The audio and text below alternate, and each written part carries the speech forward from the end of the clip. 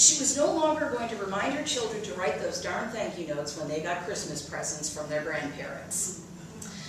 So, that year, the kid's grandmother never received any thanks for the Christmas checks that she sent to the kids. How many of you been there? How many of you been there? You sent the check and you're like, did they get it? Oh, it got cashed. Okay, I guess they got it. So the very next Christmas, all the kids stopped by in person at Grandma's house to say thank you for the Christmas present. And so a friend asked her, what in the world happened to these children changed their behavior and they came and they gave you a personal thank you? And Grandma replied simply, oh, it was very easy. I just didn't sign their checks this year.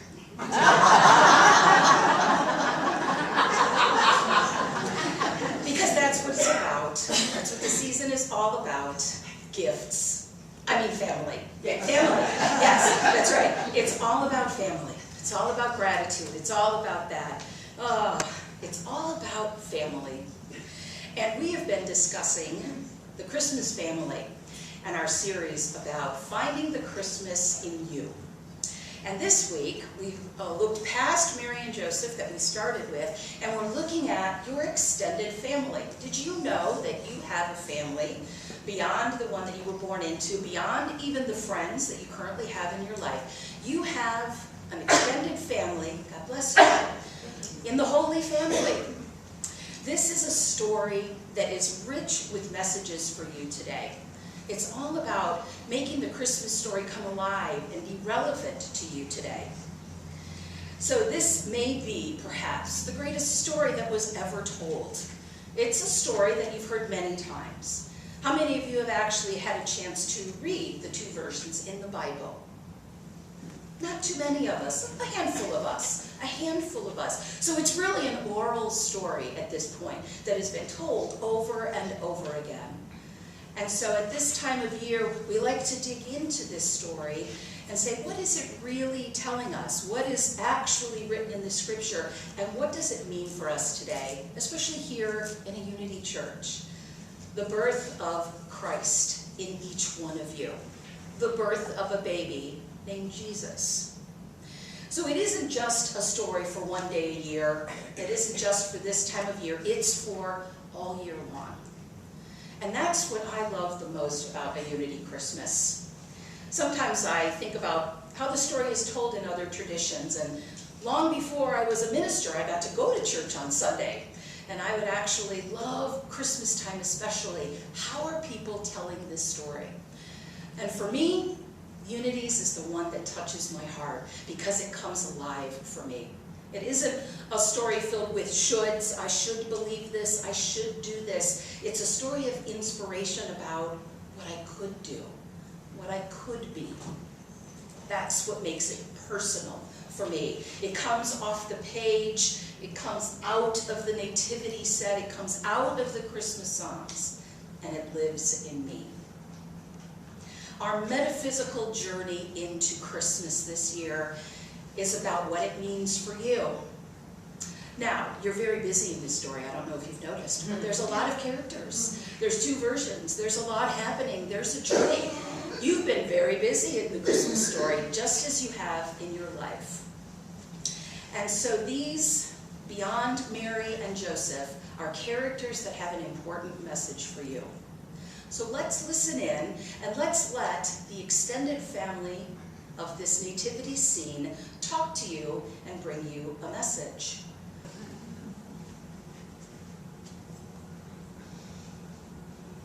When it comes to the Christmas story, let's be honest, Mary and Jesus and Joseph, they get all the press. They're really the stars of this story. They're the immediate family, and they are the most important characters. I understand why you started with Mary and Joseph last week. You had to start there. But there are a few others of us in this story who are important to you as well. And I don't want you to forget us when you think about the story. Each part of this story is about you, and so am I. I am the angel of the Christmas story. And I am going to sit right here. And now you're all going to watch and see if it falls over. So the angel of the Christmas story. I am the angel Gabriel, I am the other angels in this story, and I represent the angels that bring good tidings of joy to all of you. I am radiant thoughts. Angels always can represent radiant, uplifted thoughts for all of us. Through God, the angels tell you there is nothing to fear. Throughout this story, we appear over and over again in different versions to tell you, do not be afraid, and I bring you tidings of joy and good cheer. And an angel of the Lord stood by them, and the glory of the Lord shone around them, and they were so afraid. The angel said unto them, be not afraid. Behold, I bring you good tidings and great joy, which shall be for all people. For there is born to you in this day in the city of David a Savior. I tell you about the divine self that is your truth. I tell you about peace and happiness. I represent those God ideas, which are the true messengers of spirit. Are you open to hearing the divine ideas that I whisper into your ear? The ideas that guide you to right action. Mary and Joseph and the shepherds were all afraid, and I comforted them, encouraged them not to be afraid, and I do the same thing for you. I remind you, God is always present, and you need not fear. The divine message from God is always telling you, release your fear and have great faith. Now, I don't just speak to Mary and Joseph in their dreams. I speak to you directly today. You don't need to wait for me to appear like Clarence, giving an angel their wings in It's a Wonderful Life. You don't need me to show up as Nicolas Cage in The City of Angels. Remember that one? You know, that wasn't our choice to play one of us in a movie, but okay. You probably don't see us that way. Instead, you experience us as nudges. When you get quiet and you go within, you experience us as a new idea, something that can take you in a new direction that you never thought possible. That's where creativity comes from. Divine ideas that drop in like an angel whispering in your ear. So are angels real? Of course they are. We're everywhere. You live in a field of divine ideas. You have angels all around you, whether you believe they're there in physical form, that they're in some other realm, or whether they are simply ideas in your mind. You have us everywhere in your life, always flowing, reminding you not to fear.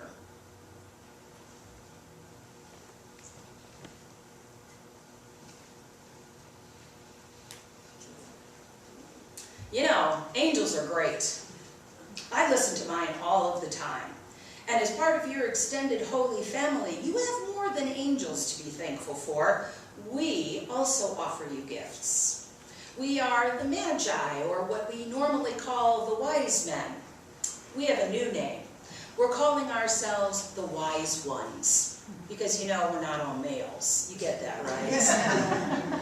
So there are wise ones, male, female, and otherwise, everywhere in your life. I am the hidden and buried powers deep within each of you, which you are often unaware of. As soon as you come to a new realization of yourself, I have come into your life. I am further evidence that great spiritual resources are always with you. I represent the wise one that lives inside of you. When you seek wisdom outside of someone else, you're forgetting sometimes that the wisdom is already there, ready to come forth.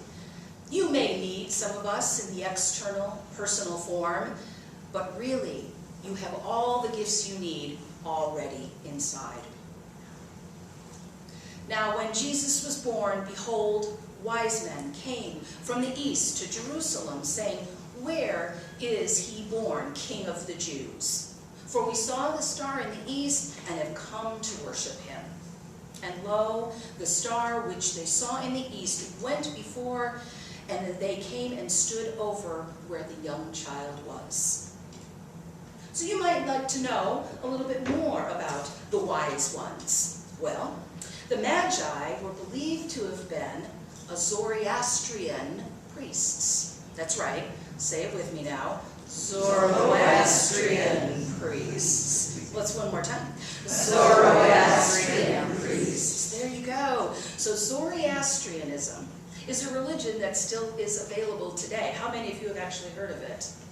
Okay, about a third of us have. There aren't many Zoroastrians. There may be more Unity people than there are Zoroastrians. But it's actually a religion that they believe influenced Christianity. So it has some interest for us today. The scholars believe by having the Magi actually mentioned in this story, it's a nod to the influence that the other religion might have had.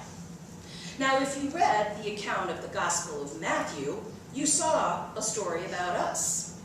But if you read the story of Luke, we do not appear anywhere. We were important in the earlier Gospel, and we weren't important in the second Gospel, in the third Gospel that was written. But as you in the Unity Church know, the real message about whether there were Magi or there weren't Magi, and did they come when the baby was born? Did they come when Jesus was 2 years old? Did they actually bring these gifts? That's not so important. What's important is what we mean to you. What we say to you is that the writer of the Gospel wanted to convey how important Jesus was. He was important enough that royalty of the day came to visit his birth. In today's words, that would mean like y'all had a baby and the Queen Mother came over and saw the baby in the crib. That's how important the writer felt it was to say royalty came to witness this birth. This was not a simple birth. Royalty came. And he was so important that very valuable gifts were brought. You know, it's funny that it's commonly accepted that there were 3 of us, right? 3 kings came. You even wrote some songs about it. But actually, there were just 3 gifts. We don't know if there were 3 or 4 or 5, but it makes for a really great nativity scene, doesn't it? We've all got 3 of them under our tree, so there you go. But really, the 3 is also a sacred number. Another Holy Trinity appears in your life. And when the wise men saw the star, they rejoiced with exceeding great joy. And they came into his house, and they saw the young child with Mary, his mother. And they fell down and worshipped him, and opening their treasures, they offered unto him gifts, gold, frankincense, and myrrh. So they came unto a house, as Anita pointed out, first service. Where's the manger? Where's the stable? They came into a house, and Mary has holding a child, not a baby. Again, causing us to pause and say, well, when did they actually come? Was the baby already born? Had he lived for a couple of years? We don't really know. But no matter what time, whether you are an infant, whether you are 2, whether you are 60, you are born again in Christmas season. And very valuable gifts are bestowed to you just by being born. Riches, incense, oils, things that were very valuable in that time. The Magi remind you of how blessed you are. You have many gifts in your life. And let me tell you, Mary and Joseph were quite shocked to see us arrive with all of these gifts. We also represent unexpected gifts, that no matter how much you think you're prepared and you know where your good is coming from, there is always more. And just today, we had in between services a lovely little ornament exchange. And Reverend Elizabeth was so excited because in the ornament exchange, she got, that's right, yet another angel ornament. Christmas blessings everywhere. You never know where they're going to come from. The wise ones, the Magi, are part of your extended family.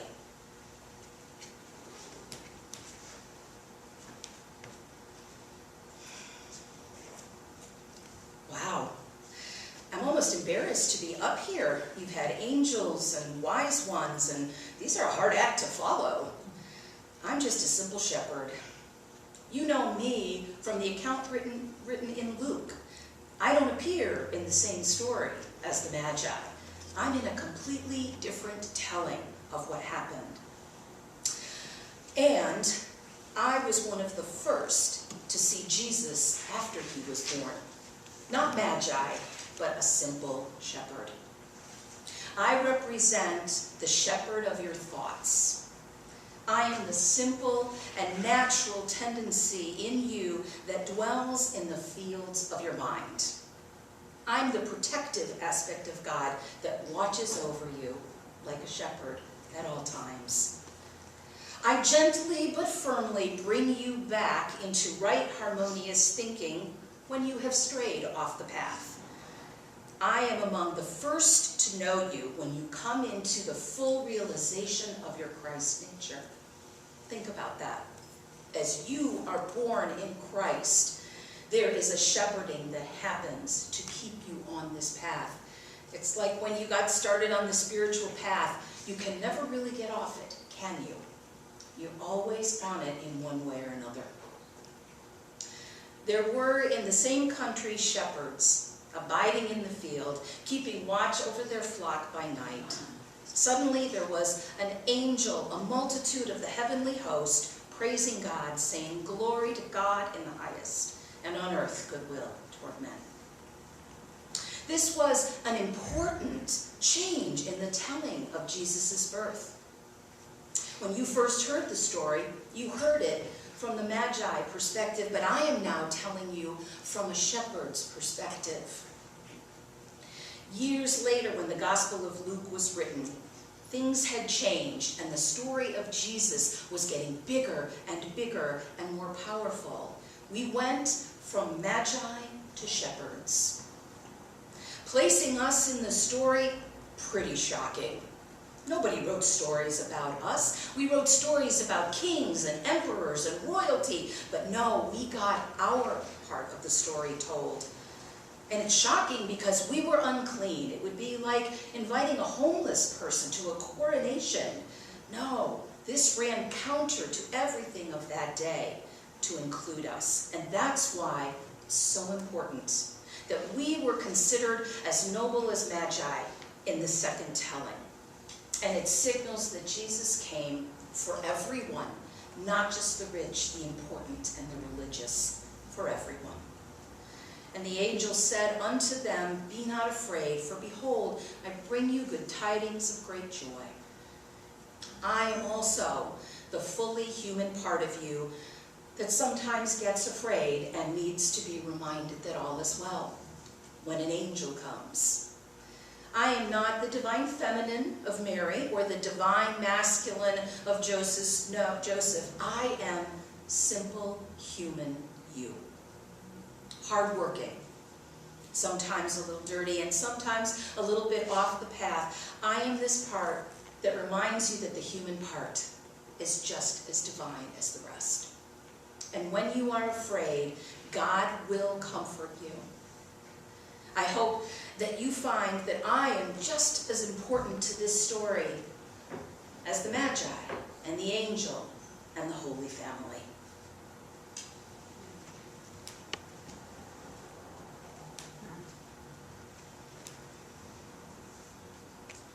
I'm really not sure I should be up here.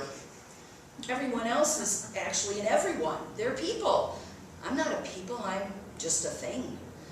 But I'm sure that Reverend Elizabeth knew what she was doing when she put me in this story. So let me have a say. I represent the manger where Jesus was laid. Strange, I know. But I am evidence of the fact that wherever you put forth the belief that is in you, you make of it a holy place. These simple, beautiful things are also holy. It doesn't require a gift of gold. A simple manger is also as holy. No matter how humble the surroundings or how unimportant the occasion, God is still there. God protects and blesses you, always can be trusted. And you need not look for God in the grand, impressive places, although God is there. Think of me in everything you are called to do, in every simple thing, standing in line, driving in your car, waiting at a stoplight. Mangers are everywhere.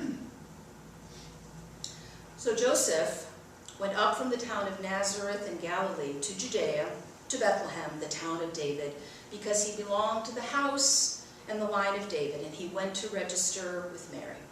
While there, the time came for the baby to be born, and she gave birth to her firstborn son, wrapped him in clothes, and placed him in a manger, because there was no guest room available.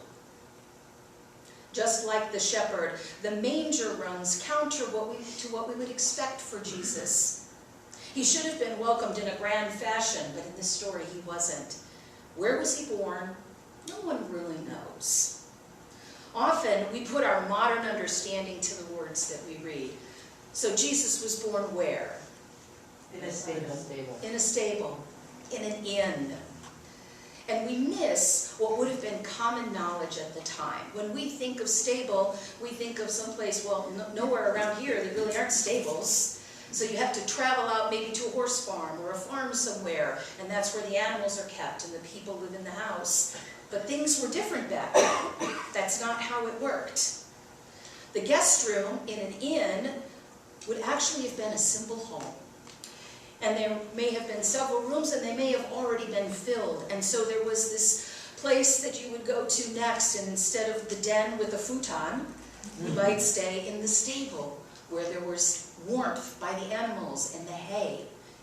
So we do think of it as a lowly entry into this world, yet actually it might have been very common. And with the animals inside, the manger would also be present in a home. There would have been hay for the animals as well. So without an extra crib, because nobody was expecting a baby, they made do with exactly what they had. And so can we.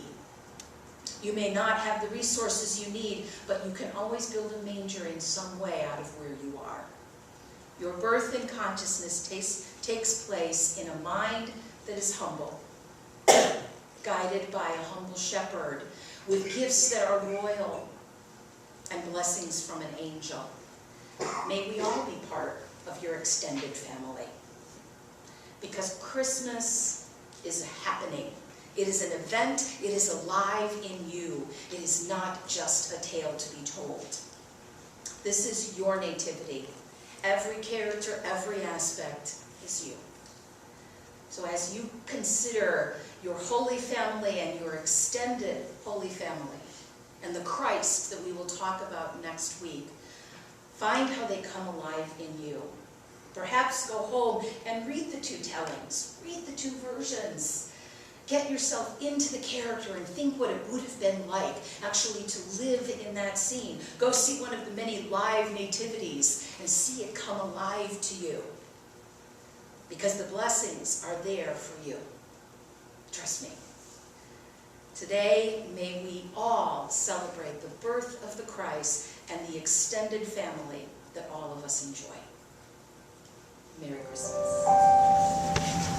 I invite you now to close your outer eyes and open your inner eye. And inhale the Holy Spirit to fan your inner light. My peace I leave with you. My peace I give to you. In this quiet time, we let go of the busyness of the world, the drama of our human existence, and we relax into this inner peace. It is here from this peaceful state that we can project out into the world our light, our faith, our love, our joy. From this place of peace, truly are, who our family truly is, that we are one. We breathe this peace in so that we may breathe the peace out. Standing in the busy store line, stuck in Christmas traffic. We breathe into this peace, and that allows us to smile at a stranger, to spread that light, that Christmas joy.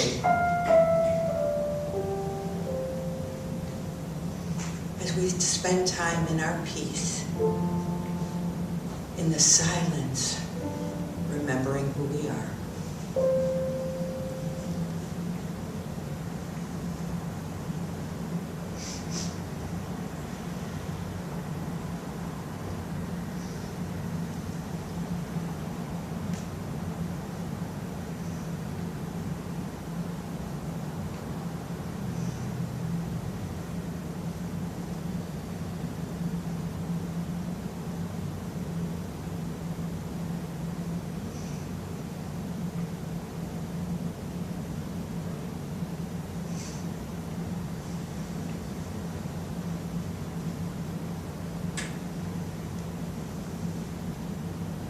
We breathe again in this light, in this love, in this peace,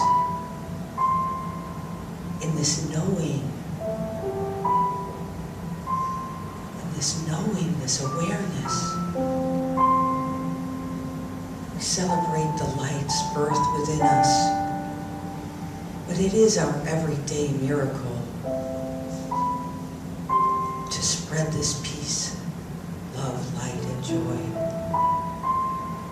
today and every day.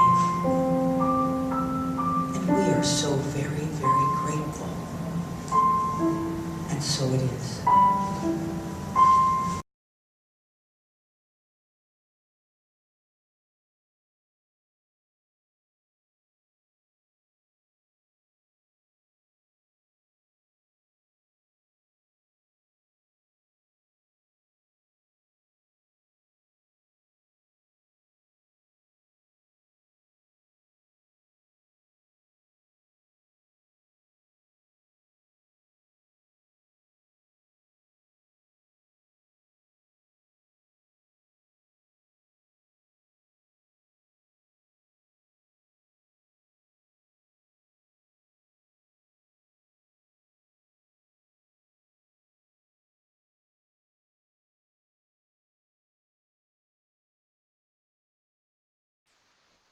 Hi, everyone. My name's Deb Bongers, and I'm Secretary for MBI, or Midwest Brain Spotting Institute. And today we'd like to welcome Steve Sawyer, who's going to talk about developmental trauma-focused brain spotting. A couple things. Again, I just want to welcome everyone, and I want to tell everyone about Midwest Brain Spotting. We have recently redesigned our website, so we appreciate your patience in working through all of that because we did have a couple glitches and stuff. So thank you again for your patience. I'd like to welcome you to join Midwest Brain Spotting. Our fees are listed on our website. It's $120 for an individual, $80 for a student, and we do have agency fees as well. Part of being a member of Midwest Brain Spotting, you are listed in the directory, your information, bio, location, things like that. We also offer to our members a brown bag webinar, which we try to do quarterly and on varying topics. And as a member, you are welcome to access all our library of previous webinars. And then finally, we also have instituted a grant program for veterans, underinsured and uninsured people. And those funds come about through an application which is available on our website, and we reimburse therapists for up to 10 sessions for seeing people who are veterans under or uninsured clients. And you can find out more information on our website, and it also includes the guidelines for applications and the applications. So without further ado, I'd like to welcome and introduce Steve Sawyer. He is, I'm going to let Steve tell a little bit more about himself, but he is the New Vision Wilderness Chief Clinical Consultant and co-founder. He's Brain Spotting International Senior Trainer, and he's also on the faculty and does HeartMath Interventions Program co-author. And he has recently developed developmental trauma-focused brain spotting, and he's going to speak for about 2 hours today on developmental trauma and focusing on brain spotting. So without further ado, I'd like to welcome Steve Sawyer. Thank you, Steve. Yeah, thanks for the introduction, Deb, and thanks for the opportunity. It's just enjoyable to hear and connect back to Midwest Brain Spotting Institute. I was one of the founding members and on the board, and heavily engaged in the beginnings of that. And so it's just exciting to see your guys' journey kind of continue onward. Now I live out west under the blue skies in Bend, Oregon. I do a lot of training, phase ones, and also more focused now on the developmental trauma focused brain spotting work. But to introduce kind of me as a clinician initially, I was an outpatient clinician for 12 years in outpatient practice, and worked extensively with trauma, anxiety, and dual diagnosis work of substance abuse, and have always had an emphasis on what I call going for the root. And in the process of the years of this work, I found some limitations inside of the office setting, both for myself personally, but also for my clients, and started doing outdoor therapeutic retreats, and started taking children out into the woods and doing work out there. And it was a pair of an experiential model. And then we implemented things like brain spotting into it. And when we first started, we didn't have brain spotting, and got involved in brain spotting very early on. And that was become a big part of the work that we've done at New Vision Wilderness. Other therapeutic programs have began to do that work, but we really pioneered using brain spotting in the acute care setting, and really been able to create some deep healing with that. Along the way, being brain spotting trained and then being a brain spotting trainer, there has oftentimes been this little bit of this piece missing, and it was really, for me, I was fortunate. I was trained in a lot of verbal hypnosis kinds of work, and the work of David Grove, The Child Within. And David Grove has been around since the 60s and really pioneered really deep focused ego state work that was associated and driven from a somatic focus.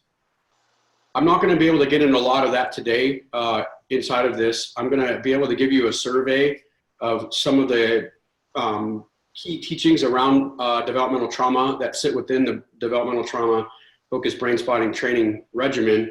But this will certainly support and help people in their brain spotting.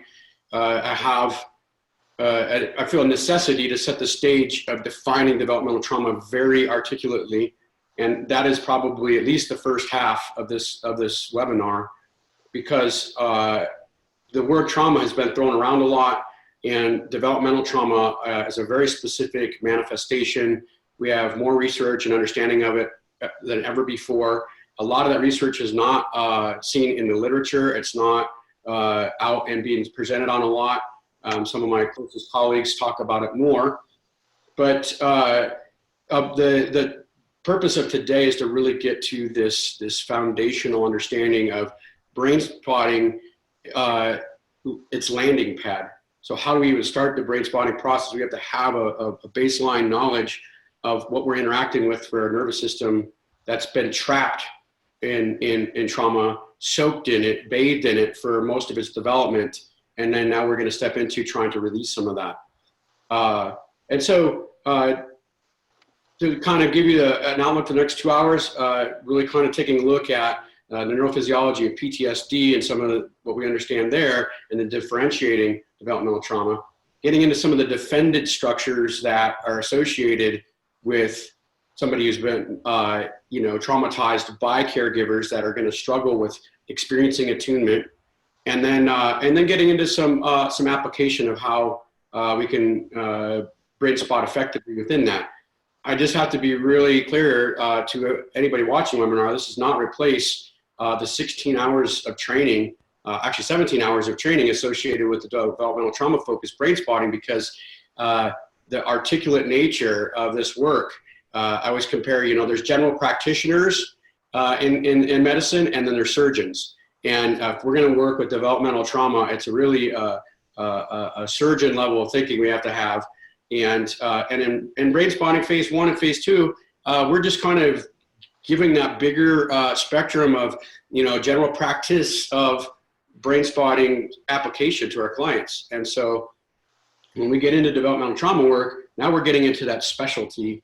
I guess I might be of the opinion that probably 8 times out of 10, when somebody comes into our office, there are early developmental roots to what we're interacting with.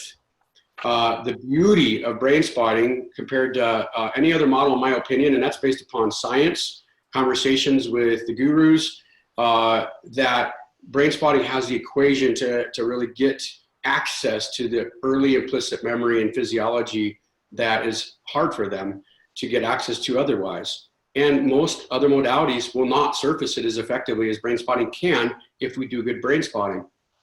And then if we are kind of in general practitioner mode, and then we surface developmental trauma work, if we just keep utilizing the same approach and we're not getting anywhere, this is when we have to go to surgeon school and learn how to really get into working with this articulate nervous system that has been wired from early on to be defensive, to fight attunement, to hide, to run, to react.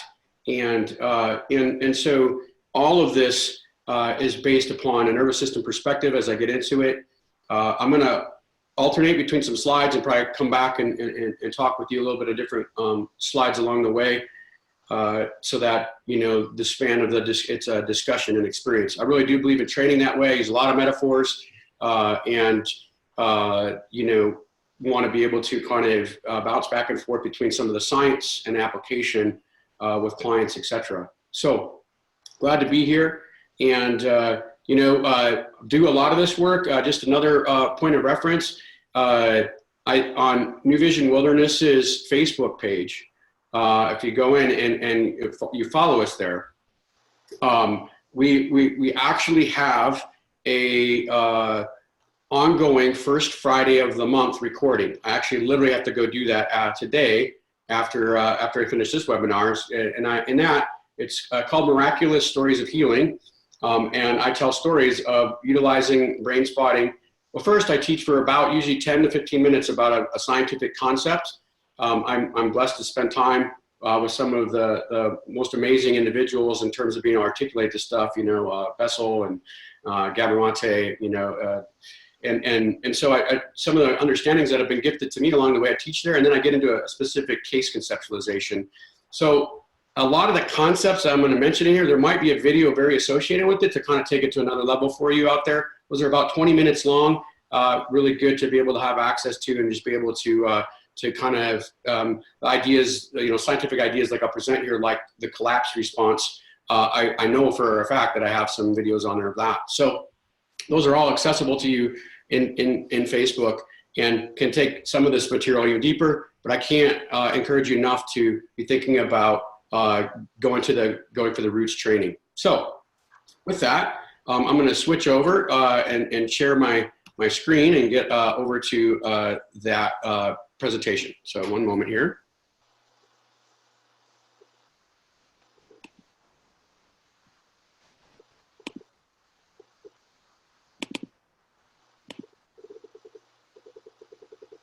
Make sure I can get it to flip over here.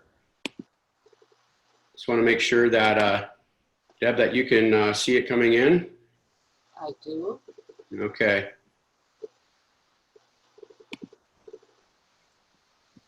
Okay, let the journey begin. I always start the training by saying, buckle your seatbelts because you're in for a ride. So this is really, different excerpts out of the developmental trauma focused brain spotting training. Inside of that training, day one is really case conceptualization and understanding the very basic physiologies in developmental trauma that we can target. And then day two of the training is 100% brain spotting focused to how we apply brain spotting work to that. I pulled a little bit from both arenas to put this together in a 2-hour segment when I'm, have this extensive training that's much longer, available out there. So, some of these I will have to breeze through or just kind of touch on this topic and we can move forward from there. So I always come from this premise and share this as an opening quote. In my world, there are no bad kids, just impressionable young or conflicted young people wrestling with emotions and impulses, trying to communicate their feelings and needs the only way they know how. This is an important frame of reference. I work with kids that have been in treatment a lot, oftentimes have seen many other therapeutic providers, and the frame of reference, often even for the person coming in to work with us, if they come from a developmental trauma world, oftentimes they have the direct opposite opinion of themselves. And that's a really, beginning stage of development here and talking about developmental trauma is this frame of reference of being bad. And I'm not going to dive into the shame response as much detail as I do inside of the other training, but this is the frame of reference I'm coming from. And I would also say conflicted people, and not just young people, but when we have people come into our office and have a state of dysregulation, oftentimes they are struggling exactly with what we're talking about here, emotions and impulses. What are those impulses? In brain spotting, we talk a lot about this word activation. We're going to really break that down as we move forward. So we have to start to dial in on separating some of what we understand about trauma, this word trauma, and starting to distinguish the different meanings of that word trauma, and we're going to break that apart. The initial word trauma for most people, 9 times out of 10, brings about this, the thought of PTSD. PTSD, going back in history, was really formulated and very targeted and developed around the experience of post-war soldiers. And the key inside of the development of PTSD were these criteria: traumatic event, intrusion or re-experiencing, avoidant symptoms, negative alterations in mood or cognitions, and increased arousal symptoms. The key factor that I want to hone in on today is this traumatic event. One of the most beautiful things about brain spotting and about really getting into developmental trauma focused work is that we can work even when the traumatic event has been a life of traumatic events. So oftentimes we interact with someone and we want to kind of try to find a specific event to work on, and a lot of our therapeutic world has been programmed to be targeting a traumatic event. Yes, we can do brain spotting on that, and it's very effective with that. And it's important to understand that the neurophysiology of a traumatic event, one, is different than having a nervous system bathed in this experience throughout the developmental time frame. And so we're going to take a deeper look into that. But one of the biggest struggles inside of the trauma treatment world, in my opinion, is differentiating this structure from what I'm about to take you through now. So it is important to open our minds to a different concept of what this word trauma might be, that we're looking at it in a larger spectrum of experience. And let's walk through that now. Okay. So this is a slide from the HeartMath M-Wave PC program. This is a heart rate variation test. And so when we do heart rate variation testing, we do it inside of our program often at the beginning of programming, at the end of programming, to see where our students' nervous systems are at. And this is part of trauma-informed care, which is that a lot of times people with trauma are living dysregulated. This student in particular was actually utilizing some self-regulation technique. And I just want to see, Deb, are you able to see in the upper left of that slide, are you able to see my pointer? No, I'm not. Okay. Oh, I take that back. I am able to see your pointer. Okay, now. great. That's important for me to talk through this slide. So in this reading, by the way, so I oftentimes, as a faculty of the Institute of Heart Math, run into people that say they do heart math. And there are two parts to heart math. There are the self-regulation techniques, which are some of the most important work that are based upon science and have been researched for over 35 years now, to really message the stress response system, the amygdala, the PAG. And then there's the technology to measure as you're working with it. This does not suffice as a heart math training either, in that I'm going to talk about some concepts of this tool and what it's measuring.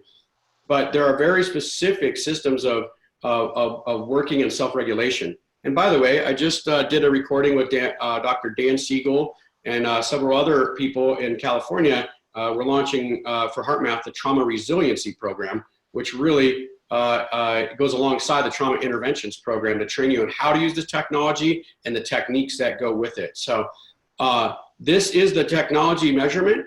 And what it is measuring here is heart rate variation. This is not just straight pulse. This is measuring the distance between heartbeats, which has been clearly associated and scientifically proven to represent the parasympathetic and the sympathetic nervous system transitions. So the part of my brain that says be awake and be alert, and the part of my brain that says calm down, go to rest. So this student is transitioning between those relatively well. He's doing some self-regulation technique, and down here in the lower left with the blue bars, he's showing some improvement, and then it would fall off. He'd show some improvement, he'd fall off, and he'd show some improvement, and he'd fall off. And as that was going on, he's using a self-regulation technique. What it's actually telling us is his nervous system is fighting it. When we go across the line up here, he's got some stability in here, and you have these sharp spikes. These sharp spikes are sympathetic arousal in the system. And that's the nervous system saying, I don't like this self-regulation. I don't like this self-regulation. One of the biggest misses in trauma treatment right now is the emphasis on mindfulness practice without the awareness of how the nervous system fights that if you're in trauma. And where the mind goes when it doesn't have a focused direction to be going in, old history reveals itself. So this student is using a self-regulation technique, and right here at about 3.5 minutes, his nervous system goes berserk. There's very little physical cue from him, and his nervous system spikes out at 100 and I believe it was 180 beats per minute or 160. So he went from a baseline of 80 beats per minute and spiked instantaneously. And this right here is that activation. And I'm using that word for those of you that are watching this that are brain spotters. When we start to define the word activation, this is the nervous system's need to act that's online. And oftentimes in training, we don't really, there could be some time spent on defining activation clearly, and I really try to do that in my phase 1 trainings. This activation is the body's response to something that spooked it. And this young man has this flood image comes in. He has a flashback. It spikes, and it is a single event child abuse experience. So this young man and his father had a relatively healthy relationship. There was one event where they got into a heated argument and it became physical. As he's breathing, speaking of body keeps the score, his body remembers being choked because he's focused on his breathing in his throat. He has this incredible flashback, and then over here his nervous system starts pulling him back down. This is the parasympathetic system pulling him back down and trying to get him stabilized. And then we have him actually able to fairly rapidly, within a few minutes, get back to a baseline of stability. This is what PTSD looks like. It's event triggered, it's associated with a specific stimulus, and the nervous system spikes and is agitated, and it can be brought back into alignment. This is very different than when we start looking at if this child had been immersed in physical abuse throughout his lifetime, We're going to take a look at that stuff in a little bit. This is what it means to have a specific event, spike activation. Yes, we can brain spot that. Yes, we can treat that directly. But this is what we're treating. We're treating a nervous system reaction, not the event. That is the beauty and the uniqueness of brain spotting. We are after this and not the story about this. And that is really important. And I'm oftentimes amazed at how often in consultation with brain spotters, I find out that they're still event focused and not focused on treating this. So moving forward, there are wounds that never show on the body that are deeper and more hopeful than anything that bleeds.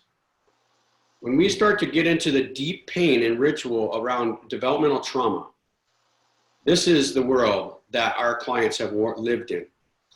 Pretty graphic image. I always point out, where is all of this energy, anger, rage come from? And he shows it right in his body, inside of that drawing. You can see it in his chest. That is why brain spotting is so powerful. We go straight for that and go for the activation and go after this dragon that's coming out, that's activating out of the nervous system. So what happened along the way is that we got our field of work changed. Suddenly people started realizing that there was this different spectrum of traumatic experience, and the ACEs was born. I am a big fan of the ACEs movement. Now, can you see me now, Deb? Mm-hmm. Okay, great. All right, that works really nicely. So the ACEs movement is a very important movement inside of our medical field, our mental health field, and our trauma-focused treatment world. Suddenly somebody realized that we needed to look for this nervous system experience that has been stored in the body.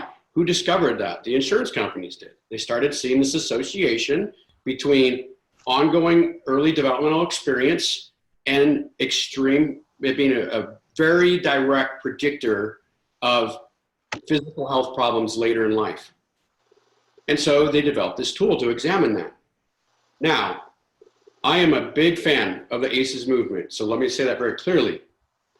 I just went on a rant the other day on the Brain Spotting Practitioners page because what has happened is people are now trying to assess for this. The problem is that it was not developed, formulated, and taught from a trauma-informed perspective. It came from a medical assessment direction, which is, here, fill out this sheet. We'll look at the score at the end of it, and we'll determine if this is a bearing in your situation or not. It was developed as this quick assessment tool. Yet, if you sit and look at the 10 questions on the ACEs questionnaire, each one of them, when a client asks that question to themselves, they have to go back in their history and pull that data up. And so we go through 1 question, 2 questions, 3 questions. We go through 10 questions of the most painful possible things that a person can go through in their lifetime. We're asking them to recall it and then put it down and check yes or no on a questionnaire. This is done oftentimes in medical offices in the front office with nobody even paying attention. It's done in therapy offices as the intake process, and there's no clinician present. The ACEs tool is very powerful, and it's really important to understand if we know that somebody has likely to have developmental trauma, that we can be very trauma uninformed by just having them go and recall all that information, put it on a score sheet, throw it in our file, and go back to later. I really am going to be writing some articles and things on this. It's really a necessity that's a facilitated process, that they have somebody there with them when they're with it, that we don't just have them go through the questions and then put it away in a file, that we're there in our attunement window with them, and when we see them recall a memory that terrifies them and they lock up or they freeze or they start to dissociate, that we stop there. That the ACEs experience and that gathering of that data can be a spectrum of time. We can fill in some of those blanks as we go. The client might not even fill it out. We might fill it out as we're treating the person, as we're surfacing some of these issues. So I say that because I'm a big fan of driving people to utilize the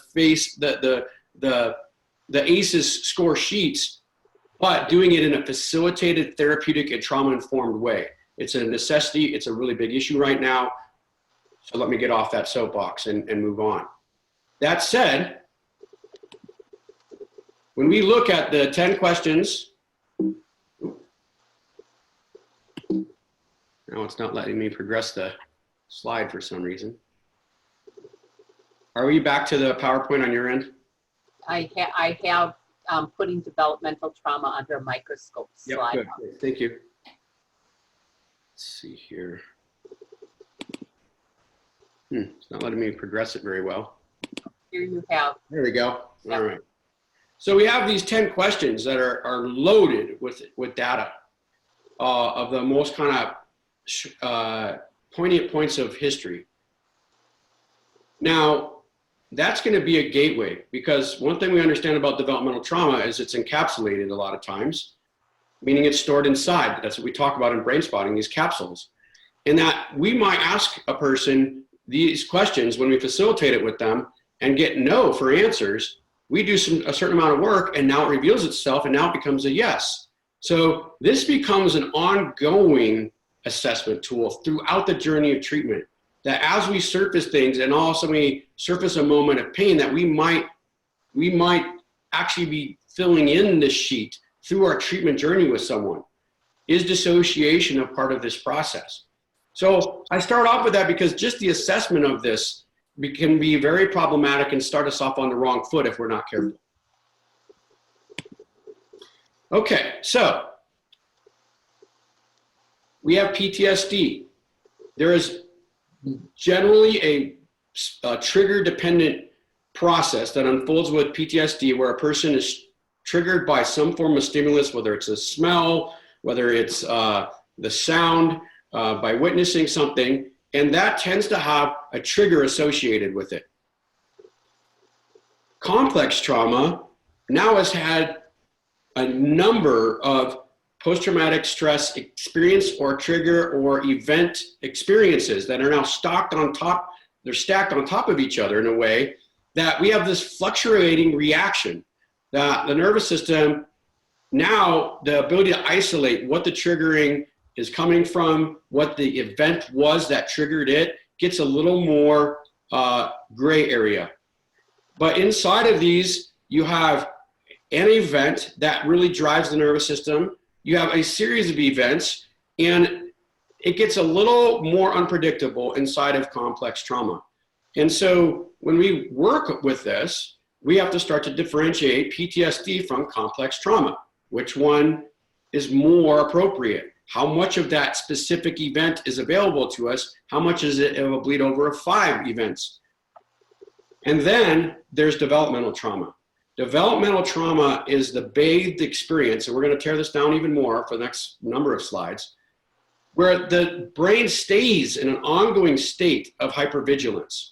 This is where this term, the 24-hour flashback, came alive inside of brain spotting. Thank you to David Grand.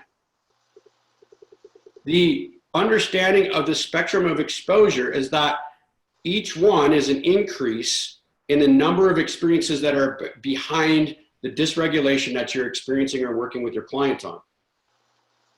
Inside of here, complex trauma and PTSD, our ability to isolate very specific events is usually available. In developmental trauma, it's like asking the question, what was traumatic for you? And somebody says, all of it.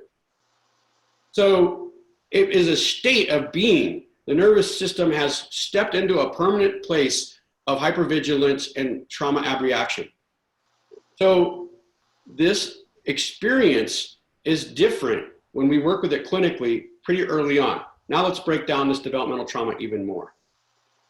One thing that we've been conceptualizing, and I did with the post-traumatic stress flashback, is that if our nervous system has an overall realm of safety within it, this being that this is a stable HRV pattern, and something spooks it, it has something to return back to.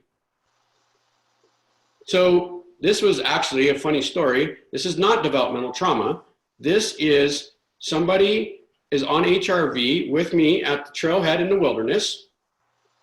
We test our students right at their intake to make sure how their nervous system is functioning.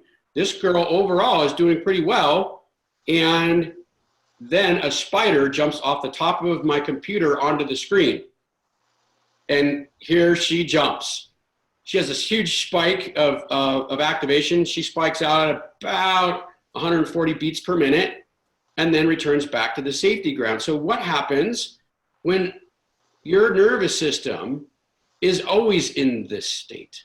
What does that look like? We're going to look at that some more. So we're differentiating based upon the spectrum of experience that PTSD, complex trauma, and developmental trauma, as you go across that spectrum of experience, the foundation of what to return to gets blurrier and blurrier and blurrier. Okay. So giving credit where credit is due, this is an excerpt from the presentation that me and Dr. Joe Spinazzola, who was the previous executive director of the Trauma Center of Boston, put together. We did a campaign along the entire East Coast. We had a bus, a bunch of organizations, nonprofits, all worked together to inform the world around the difference of healing childhood trauma from a developmental trauma experience. And so these are excerpts from the presentation me and him built together. And Joe, just to give him credit, there's been scrutiny and struggle over at the Trauma Center this last year, various struggles, accusation, etc. I will tell you that Dr. Joe Spinazzola has his name on more publications and more studies related to developmental trauma than any other researcher in the world. And so his knowledge, his research, the studies that are associated with that have heavily influenced things like the National Childhood Traumatic Stress Network, etc. His research has driven a lot of those publications that have come out of that.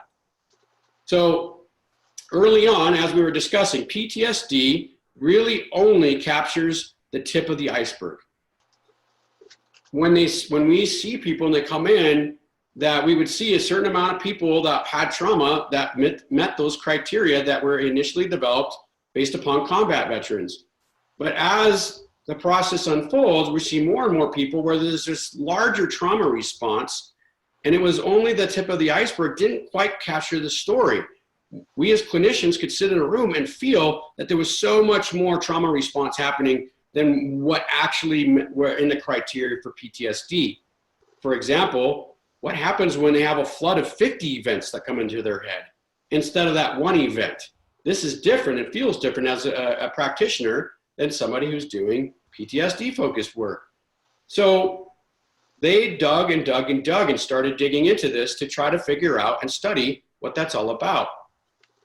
One of the most profound studies that really dug into this is from the National Childhood Traumatic Stress Network. This study really broke the mold and started digging into looking at symptomology in an articulate nature for people that have been raised in developmental trauma experience. So this was a study, 5,616 youth, 3 primary categories: psychological maltreatment, emotional abuse or emotional neglect, sexual maltreatment, physical maltreatment. Key factors in the study. This study really showed us some interesting things. This is the complex symptom profile that they measured when they were looking at these people. What did they meet the criteria for? What was fascinating to them is it proved what clinicians were experiencing in the office, which is the tip of the iceberg. PTSD and the criteria for PTSD was way down the list in terms of actually capturing the story for those 5,600 youth. If you look, and we're not going to take the time to walk through all of these, but I often do, the first, let's say 3 or 4 we'll go to, maybe we'll go to 5, just trying to be mindful of time. Emotional regulation, affect dysregulation was number 1, and close second was attention and concentration. Now, what does that start to point us towards almost immediately for a childhood diagnosis? ADHD. Negative self-image. Well, how often do we talk about self-esteem? Impulse control, ability to make smart decisions and doing things that don't make sense based upon impulse. And the last one, aggression. We'll just go with those 5. That 5,600 youth, these were the top 5 symptoms that those individuals showed out of 5,600.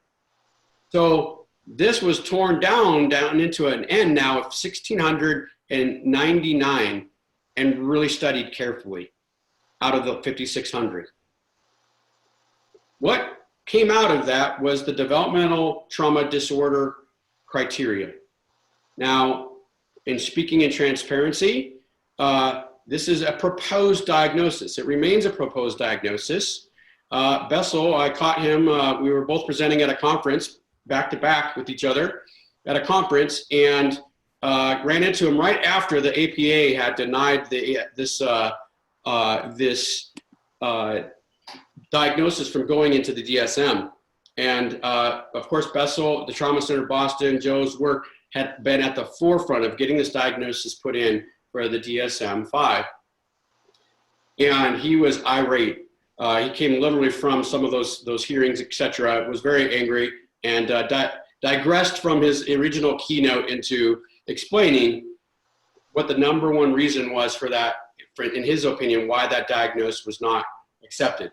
They had plenty of research. The research is conclusive. As I'm going to show you some of this, the struggle was directly related to that #2 criteria, attentional dysregulation.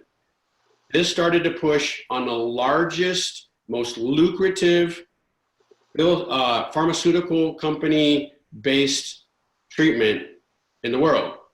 The number of our youth that are being treated for attentional dysregulation through stimulant medications is $1 billion industry. He assigns that was what really frightened a lot of the key players, the lobbyists, et cetera, behind this being pushed out. So I'd like to share that story because we as clinicians need to drive the need for this disorder. We could put it in as a caveat in our inside of our diagnoses. We can put proposed diagnosis behind developmental trauma disorder because that is the truth. It has been proposed. It was not initially accepted. We can still put that in as a secondary diagnosis on any client that we believe this meets criteria for. If we do that, and we do that more often, eventually the committee will be pushed forward to accept that.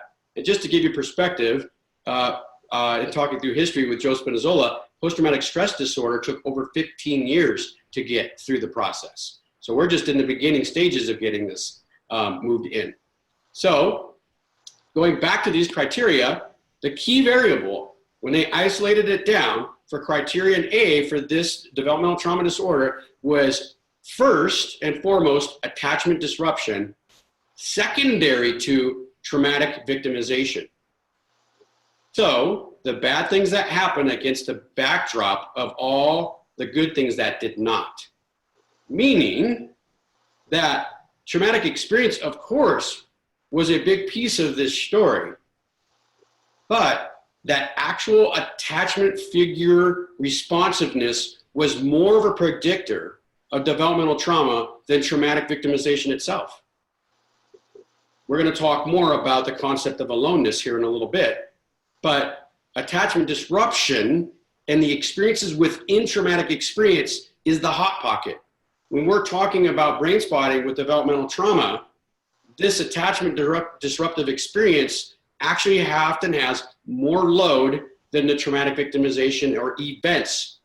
So this goes back to that definition of event versus experience of aloneness. We're going to tear this down even more.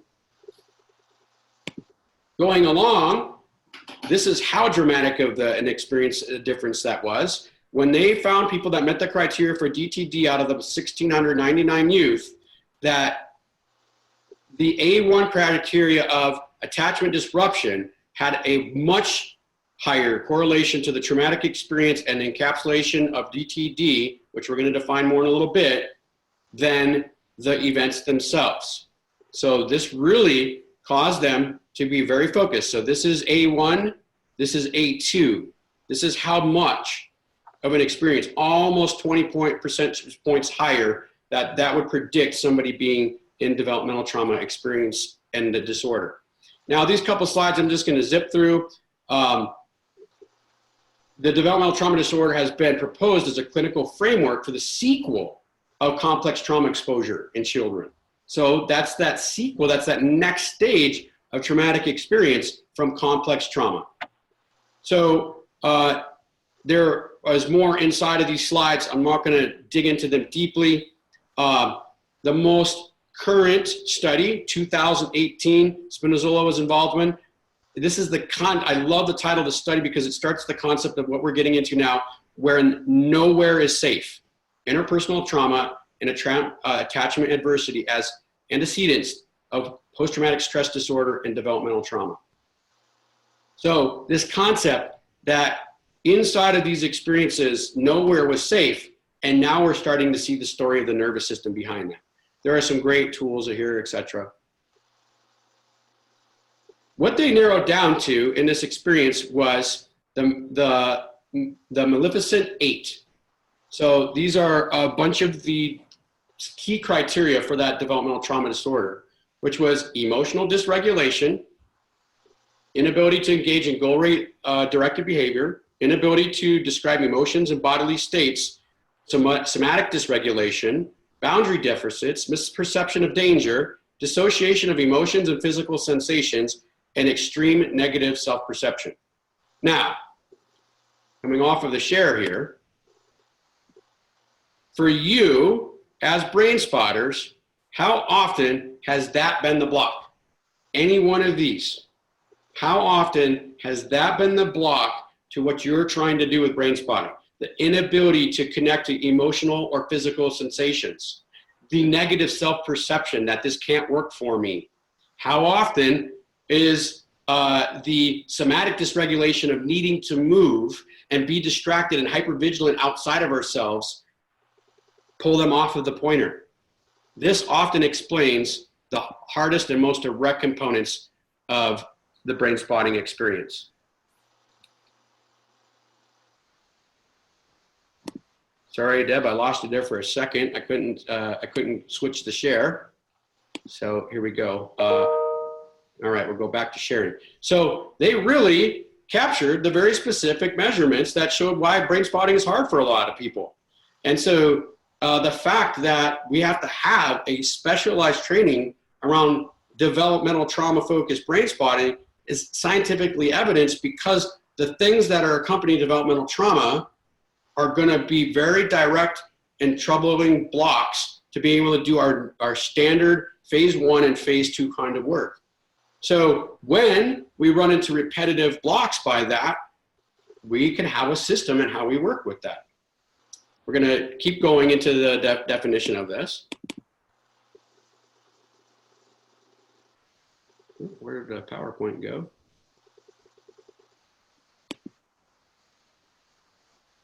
Okay, are you able to see the screen right now, Deb? Yes, I am. Okay, just making sure. Thank you. So here we have a complete change in treatment philosophy. PTSD next to developmental trauma disorder. The criteria of PTSD, key treatment focused on traumatic event. Yes, we can brain spot that. We can brain spot every one of those criteria. And then look at developmental trauma disorder laid next to it. A lifetime of contemporaneous exposure, meaning the ability to isolate one event and work from one event is going to be very challenging because their entire experience has been that. And then we have the criteria B, C, and D, affect and somatic dysregulation, attentional and behavioral dysregulation, and then self and relational dysregulation. So my relationship with myself is dysregulated and my relationships with others are dysregulated. Each one of these affects the dual attunement frame very specifically. Each one of these affects how they experience relationship with the people around them, the therapist, the parent, the person who's intervening. our line staff, everyone directly impacted by these forms of dysregulation in the moment.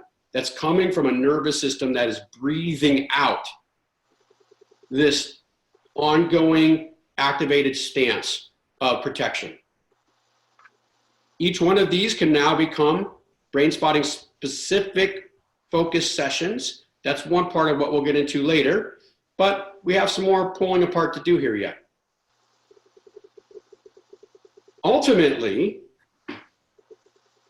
a person with developmental trauma has the ultimate defensive structure. They have relational dysregulation. So at any given moment, intimacy is threatening. Because if I had a caregiver who was very nice to me one moment and then beat me the next, or very nice to me one moment and then sexually abused me, or one moment was very there for me and takes me on a fun experience and then comes back and doesn't feed me for days on end because they're on an addictive bender, intimacy and attunement is a direct threat. And the relational dysregulation keeps them from being able and being protected from experiencing that threat again. The attentional dysregulation and the hypervigilance of the nervous system being constantly externally focused is a state of arousal that protects them of what's coming from this side, what's coming from this side, and the attention not being too focused on one place at one time so that I don't miss the threat coming from the other side. So if I focus in one place too long, I might be missing something. The self-dysregulation and the avoidance of the sense of self comes from the nervous system being very directly focused outside of itself so that it doesn't have to get distracted by anything going on internally. This is why people block emotions. Emotions are related to me. I want to just have emotion and then be responding to whatever that threat is in front of me. And so the avoidance of the sense of self is programmed in so that I am constantly vigilant about the system around me, that caregiver, that I'm maybe working them so that I'm in a good space with them so I'm not threatened, and that I might, even though I hate this person, convey all kinds of affection towards you so that you don't beat me again or sexually abuse me again. Behavioral dysregulation, all this angst that's been built inside and anger and dysregulation held from a caregiver that's been a threat throughout time has to come out somewhere, and it usually comes out sideways. So now I punch the wall, I break things, I beat up my little sister, I do something to throw all of this internal activation that's stored in some particular direction, and I gotta vent it off. And so the behavioral dysregulation is like the vent off experience. And it also tests the commitment of anybody around us to see if they're gonna remain close to me or not. Do they quickly become a threat to me and now they're threatening me if I'm a little bit dysregulated with them? And then the somatic dysregulation, or the concept of the body being trapped in this state continuously, of the combination of all four of those things, but also that the body is trapped in this state of what we call the 24-hour flashback. This usually isn't really introduced until day 3 of the phase 1 training, and often is breezed over. This concept of the 24-hour flashback really tells the story of somebody who is somatically dysregulated and as encapsulated and trapped in developmental trauma abreactivity. Each one of these are a defensive system. And if we're going to effectively treat anything with brain spotting in a developmental trauma individual, every one of these defensive structures will come online at some point inside of the journey. Each one of them needs very individual, focused work. Each one of these are encapsulated activations that are meant to protect. Now, we can call them parts, but oftentimes the minute I even use that word, people go into the frontal lobes process of this part.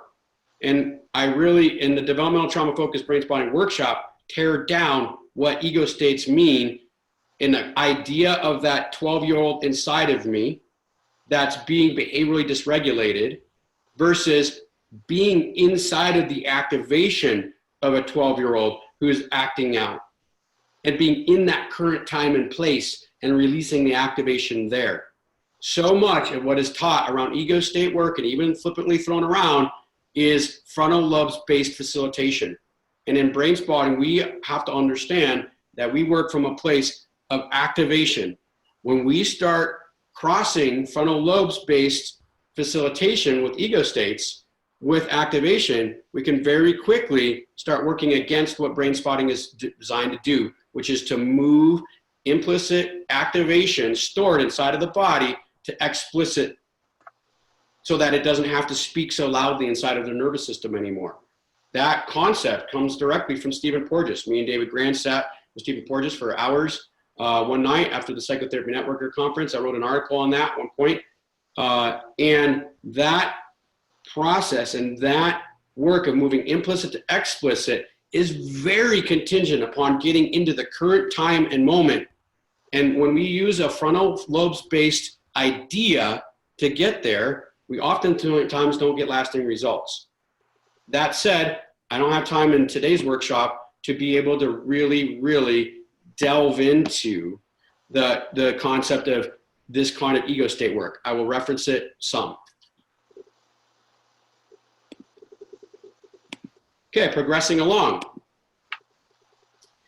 This is what we're looking at now for a heart rate variation test.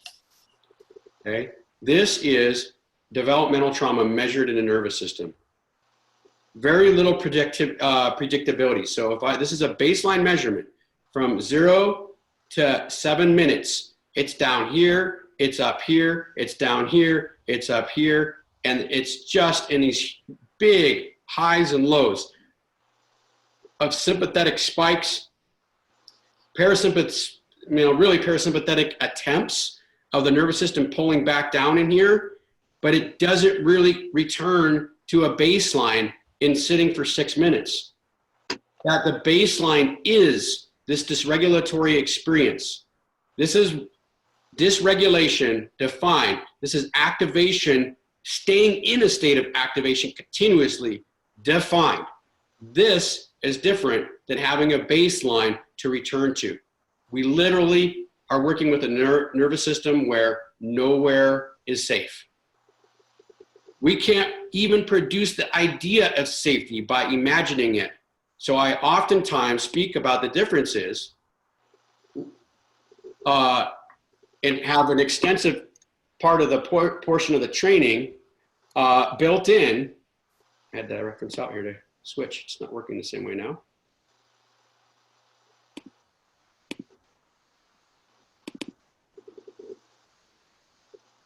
I'm going to pause the share. There we go. So when we are working and people quickly say, well, have you used the resourcing model? It is very important to understand that with developmental trauma, that the high propensity is there, that nowhere has ever been safe. We use the language of safe in some other models that are out there, and people with developmental trauma do not even have a reference point or baseline existing in the nervous system to find that concept.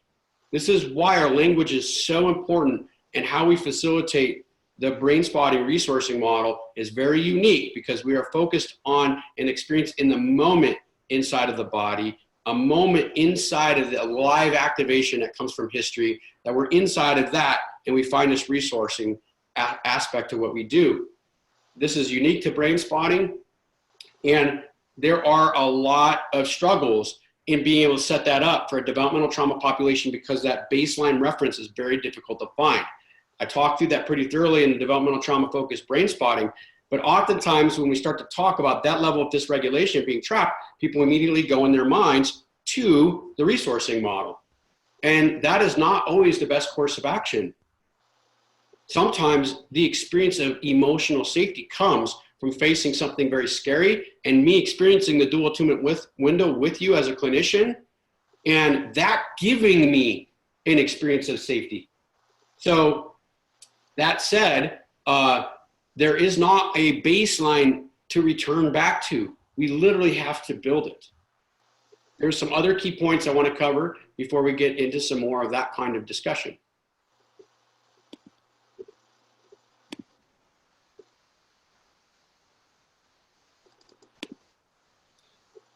So this is the space the nervous system is living in continuously. And now let's talk about how it portrays itself. One really fascinating finding came from this work, and this was the definition that Joe Spinazzola developed out of this concept of nowhere is safe and this unpredictability of symptomology. So this was a very fascinating research outcome that came along the way. And me and Joe Spinazzola were both presenting at the Trauma Center Institute that is given every year on the Cape Cod Symposium was what it was called. It's changed a little now. I don't know exactly how that's being played. I know that Bessel is still doing a new trauma conference. I'm not sure where that's headed in terms of the Summer Institute, but me and him were both presenting there. And this is when he first introduced to me this concept of setting landmines. And this was a fascinating slide that really is important as we start to articulate this experience towards our clients. So in the World War II and World War I era, there was often a naval approach to the battle scene. These were utilized often and laid underneath the surface of the water, and that is an underwater mine or a land mine placed underwater. The ship has to come along at the right trajectory at the right time to intersect one of those mines. It's underneath the surface. We have no idea it's there. We're going along in our boat and suddenly run into one of these and it explodes. Nobody knows where it came from. Nobody understands why it's even in that spot. They were strategically placed, but this was the strategy in those war times. What we found out with developmental trauma research was that there was this huge component that showed up this way in developmental trauma candidates when interviewed and examined. And this was an example of the symptomology. This experience, the yellow represents when traumatic experience occurred, and then the concept of when symptomology showed itself. So if we go to line 1 here, this candidate is an age 20 individual. When they assessed that person's life, they had traumatic exposure from ages 3 to 7. So 4 years, started showing dysregulation and symptomology at 10, 11 years old, and then it goes back underground. And now this 20-year-old shows back up in treatment. Now, the fascinating part of a lot of this experience was that they would have pockets of traumatic exposure and then this time-delayed process of when the symptomology showed itself. And it was so unpredictable. Over 50% of the candidates just on this slide alone had traumatic early developmental trauma experience and didn't show until 18 years old. So we have somebody who comes into our office, wants to work on something that's going awry on their job. They have no idea where it started from, but they're so reactive or behaviorally dysregulated or somatically dysregulated or anxiety response at work, and it's not showing itself till I'm 17, 18 years old. Here's one here, traumatic exposure 10 to 13 or 10 to 12, now showing at 18. So many of these individuals did not show symptomology until adulthood. I can't tell you how important this is in setting the stage for this work. When the person's experience is from a state of dysregulation and it shows itself suddenly out of nowhere, this is an essential understanding to be able to tell our developmental trauma clients before we can even really begin this work well, that the norm is that the symptoms do not show themselves until it's a time-delayed process. Joey was such a good little boy. I don't understand what happened at 16. We get this all the time inside of our wilderness therapy program. they're coming to a high level of care, one of the most immersive forms of treatment, where they're in a small group and they're puzzled why they're needing this level of treatment for a kid who was doing great for 12, 13, and now is acting up at 16. And this time delay process showed itself. Early childhood exposure, I re-exposed myself to traumatic experience, and now the symptoms are showing itself. This is really, really important in being able to help our clients be able to understand how tricky this work is going to be. Switching back here, it was giving me this wonderful share button before and it changed, and now I can't pause it as easily. This concept of time-delayed process is important both for the person coming into treatment, but also outlining what will happen inside of treatment. That when we find access to this early developmental pockets of experience, or we work on that there can be a very significant time delay in when symptomology might show itself. It might show itself inside of the session. It might show itself outside of the session. You might do work in session number 3, and it shows itself in session number 8. So this concept of being right here, right now, and working on the trauma event or the trauma dysregulation is often going to have a time-delayed exposure. It will show itself later. It will show itself in a time frame that didn't quite make sense.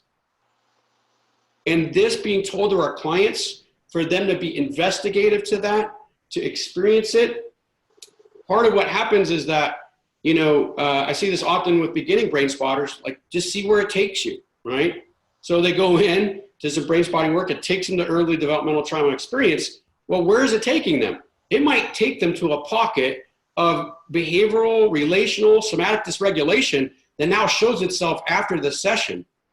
And now we've got to work that pocket, and them understanding that that's part of the therapeutic journey is important. That's part of an understanding from a therapeutic perspective for a clinician to do this work effectively, that we step into this work, we see where it takes you. It takes them to something that's very young, and now their life is being dysregulated. Is that them getting worse, or is that us working into getting better? One of the biggest things that pushes people away from brain spotting is when they don't get that immediate results, or we're doing a session over and over again and we're just stuck in the same place and we're not getting somewhere.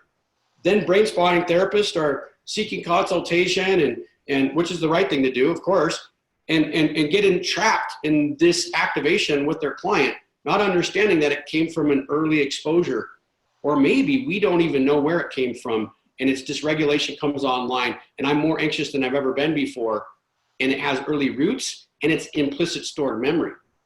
It's implicitly stored. They don't even know it's there. They don't even know that they accessed it inside of the session, and now it's showing itself.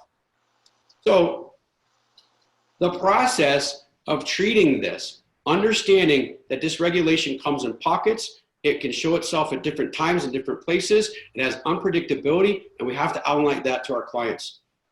And then we work in those moments, understanding that these different dysregulatory experiences, they might not be able to isolate a very specific event, but a spectrum of experience in childhood might come online, might be accessible to us. A lot of times, how we're doing the brain spotting or how we're doing the therapeutic work blocks our implicit access. That's where I really talk about the resourcing model oftentimes in day 2 of the training, around how, if there's something I can't quite touch, my nervous system won't quite let me get all the way there yet, to resource or not to resource is the question.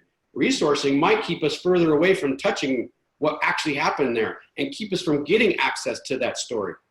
So what we do inside of these time-delayed processes is really being able to recognize that this is coming from a historical history and working with our clients to get deeper and deeper access to that, and sometimes getting worse gets us better. A lot of times beginning brain spotters give up in that moment and feel like it doesn't work for them. That brain spotting doesn't work. The client will give up inside of that spectrum because you can't explain it, and I don't know why you're not getting better. And now I'm unsure, so now you're unsure, and the dual attunement window just goes away through the limbic countertransference. So this line of work is really, really essential. Let's resume back to the share here. That time delay is important as we're setting the stage to be able to go towards deeper work. Oops, hit the wrong one there.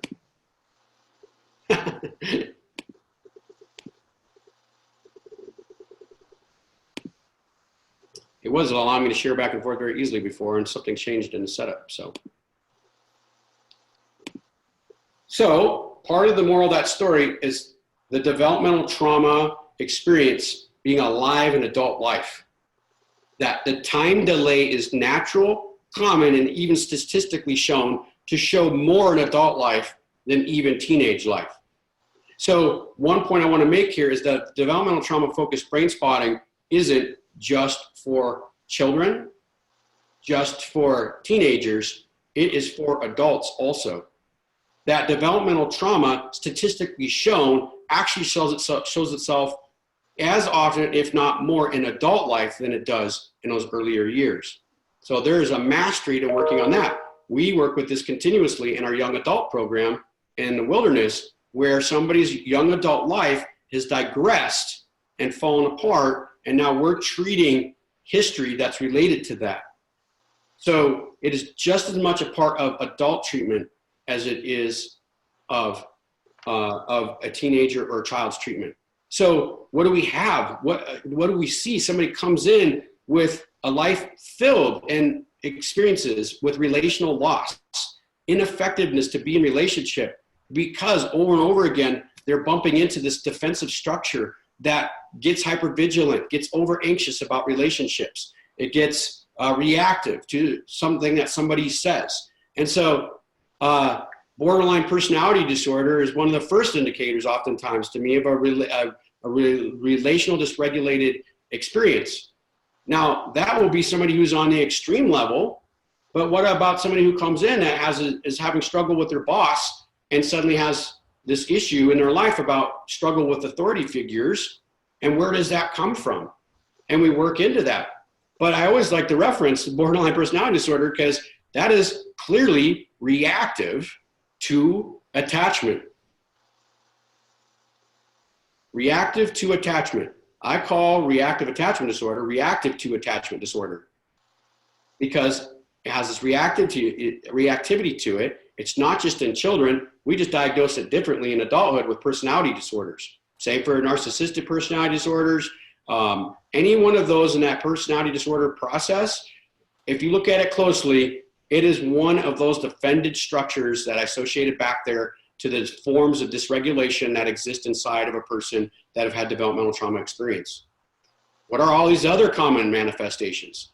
Addictions. I do a keynote, I just gave a keynote at the National Addictions Conference on the correlation between addictions, and that 2/3 of addictions, when they're investigated, there's a specific study that, and when investigated, show developmental trauma history. 2/3. Yes, depression. We're going to talk about collapse response in a little bit, associated with the collapse response. And it manifests in a different way, in this subtle unplugging from life, not being able to have a relationship with life anymore, not being able to have a relationship with emotion anymore. I don't quite feel things the same way anymore. Now I have emotional dysregulation. Failure in relationships, parental struggles. So often, attachment dysregulation shows itself when a parent starts to their first journeys in parenthood, and their early developmental trauma programming comes online in their relationships. Job failures. What causes people to fail at jobs? What causes them to get fired? Inability to maintain attention to detail and attentional dysregulation, struggles with their boss. How often is that what really is driving the process? And their dysregulation inside of that relationship gets them fired. Life role fulfillment lacking, not feeling a connection to what we're doing and how we're doing it.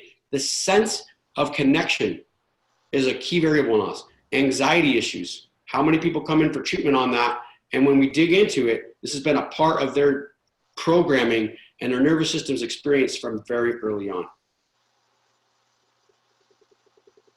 So how do these defended structures show themselves? I think we'll take a 5-minute break right there, and we'll come back and start off from really digging into defended structures. Okay, so we took a brief break there and going into defended structures. The reason that I'm defining some of these early on in this process is that if clients are not able to experience the dual attunement window, brain spotting can't really begin very well. Brain spotting is 100% reliant upon that dual attunement window. So let's talk a little bit about the defending structures that are associated with these individuals, in addition to those structures that we talked about in terms of relational dysregulation, behavioral dysregulation, etc. Each one of those has its own pocket of work. We're going to return back to that in a moment, but let's take a look at some of the specific manifestations of that. So if you think about each of these individuals that have been bathed in an experience where a caregiver is unpredictable and threatening, and I've been through it over and over again, and I'm containing all of that energy related to that.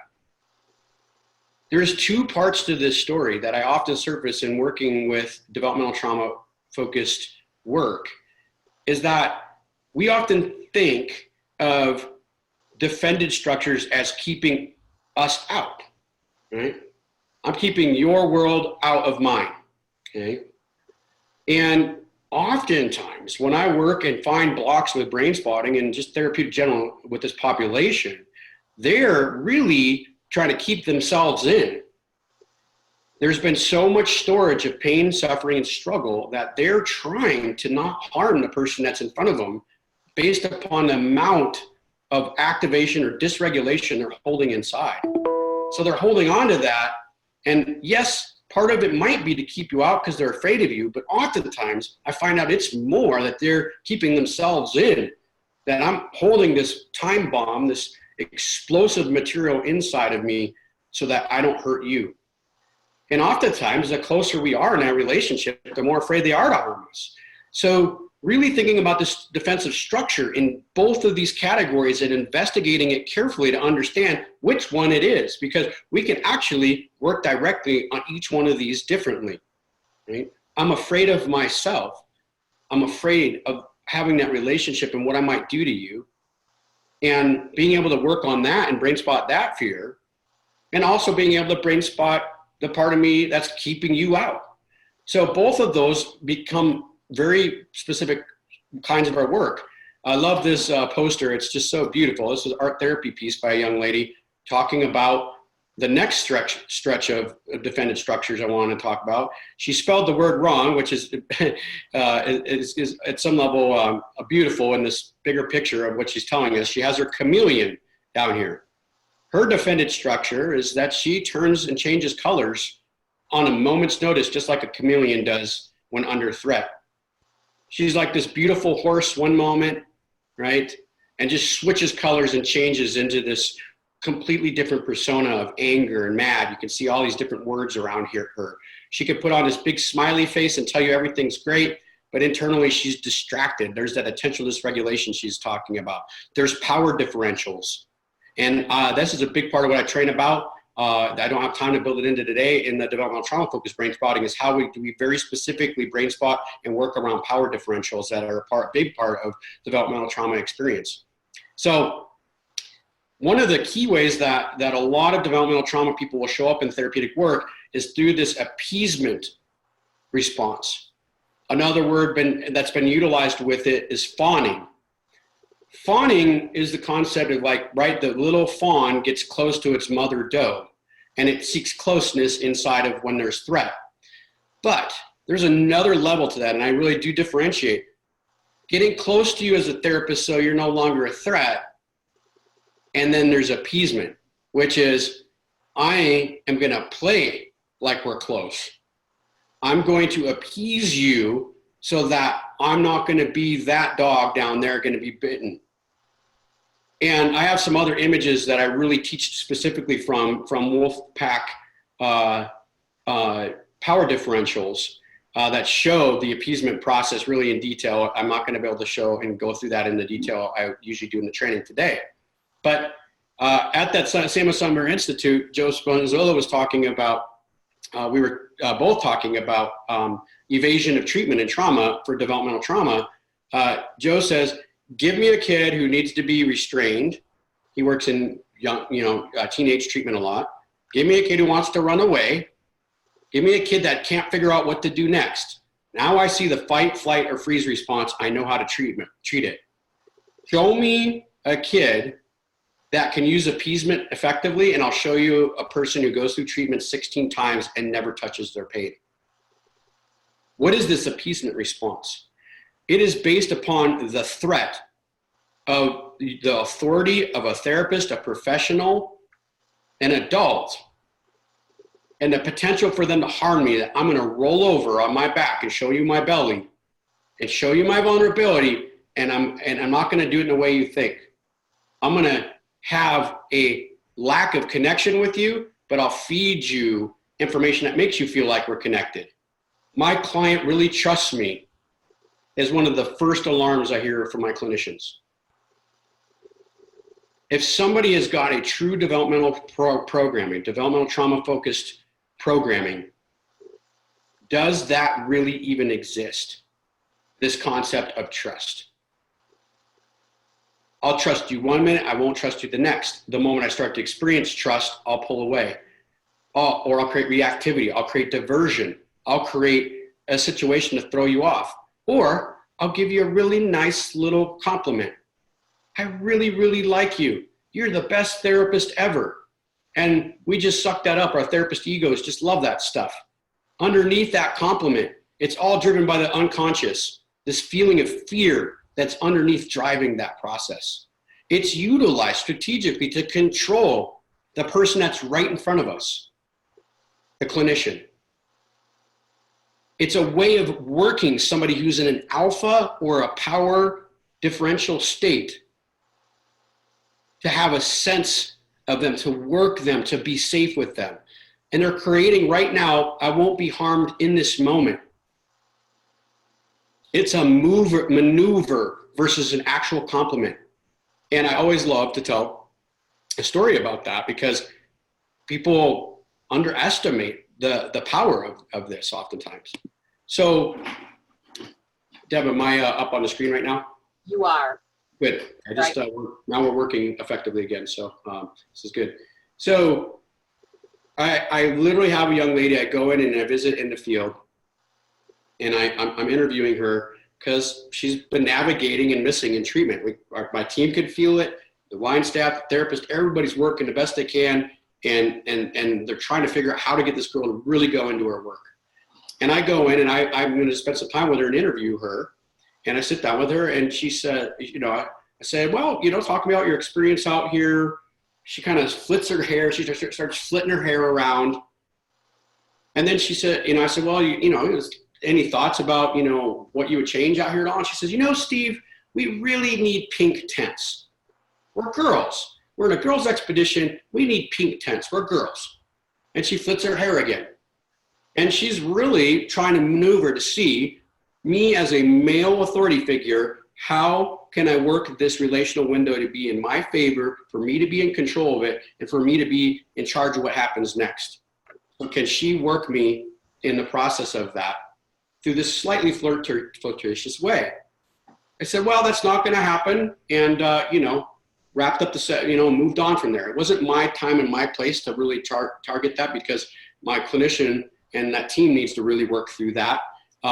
And, when somebody's got, what they're really telling me, what she was telling me in that moment is I'm terrified to tell you where I'm really at right now. I'll throw this pink tent thing out there and see if you bite on it. Fast forward 2 weeks later, go in to visit that group again. She spots me coming through the woods, at least 50 yards away.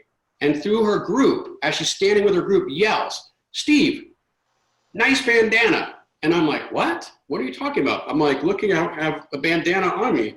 I feel my head, my neck. I'm like, what are you talking about? And from 50 yards away, she spotted I had a bandana that was sticking out of my pocket about 1/4 of an inch, just the very top of it. And she says, nice bandana, Steve.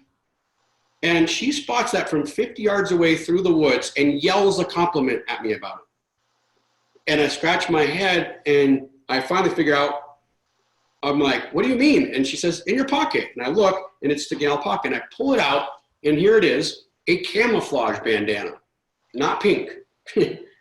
We go off to the side at this point. I slow things down, and I say, hey, what was going on for you when you were yelling that through the woods? Do you notice anything about that? We have to slow way down to try to capture the fear that was really there.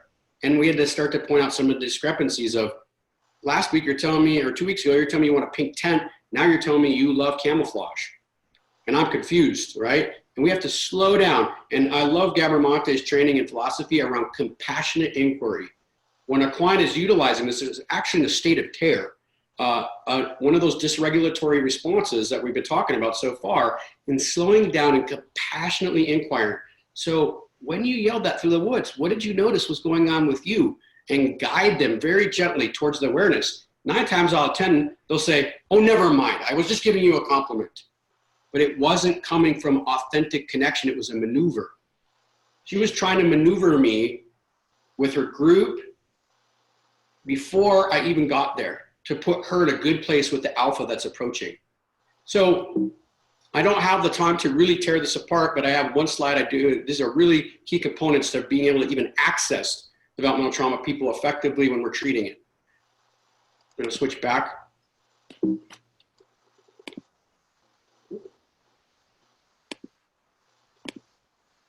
So appeasement is like this wolf over here. And I literally have images that I walk through inside of the developmental trauma training. I'm an alpha, I'm strong, I'm big, I offer you something in this world, I offer you the best brain spotting. I have this modality that's gonna help you. And then they come in, I'm nervous, I'm terrified of relationship underneath, I don't know how to communicate it, I might not even be in touch with it. So I say, wow, you're great. Now hopefully your clients aren't actually licking you on the face, haha. Right? But this is literally how they lick our ego. They give compliment where intimacy is lacking.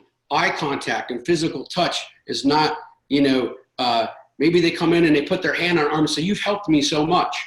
And there's this window of relationship that involves ego stroke, right? They might say something to you about your physical appearance, the clothing. If you have somebody that comes in and gives you a compliment on clothing every time that they walk into your office, they are walking into your office most likely in a state of fear.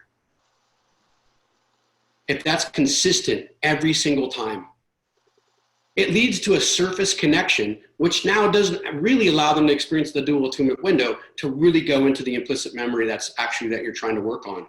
These simple things change how you can brain spot a client. If this is missed, you literally are guarded out, you're held out, and you're not going to get access to the deep implicit aspects of developmental trauma that need to be healed, right? Things that actually are missing with empathy, right? You can't sense empathy there. And so these are some of the concepts that go along with appeasement. Like I said, this is a very important aspect of those relational dysregulatory qualities that we've shown in research that are essential for being able to work through strategically the power differentials, all of that to have the dual attunement window even work for people to step into the brain spotting work. So here's an example of a young man that's really doing his work. This is a young adult client in our program, 18 to 26 is what we have in the woods. He really started to investigate. We had to slow down and investigate how he was showing up in relationship. And this young man, after we went through his treatment experience and we rewound to different moments, he was able to eventually identify a happy mask, a fame mask, a money mask, a victim mask, an ugly mask, I don't care mask, flawless mask, better than you mask. These were the articulate depictions of physiological states that he would shift into when one form of appeasement of relationship didn't work, he would switch into another one. This isn't DID. This is shifting my relational approach to you to get safe with you. And this is really important. Each one of these would have a different physiological state. because they were enacted at different times in history to help them survive relational experiences. So for example, a young man who uses his money mask, right? So, young adults in treatment, me flaunting how much money my family has, right, is a way of kind of establishing power or status with you in terms of what you have or you don't have. So if I have a lot of money, I have something over you. A lot of these are power differential tactics to use like a mask to get you to come to their level and then not be trapped in this place. These are all defended structures that I talk about in detail in the longer training. So that is just those examples of appeasement and mask are ways of working relationally that relational dysregulation experience. Now let's talk about oppositionality. I don't want to do this. I don't want to do brain spotting. It doesn't work for me. Opposition causes clinicians to get in a tug-of-war game. I thoroughly teach about this in phase 1 trainings on day 3, which is when there's one slide that we go through, if you go back, that talks about the fight, flight, and freeze that happens inside of the clinician. So often people blast past that slide of the fight response and underestimate that the fight response happens way before the tug-of-war game even comes online initially.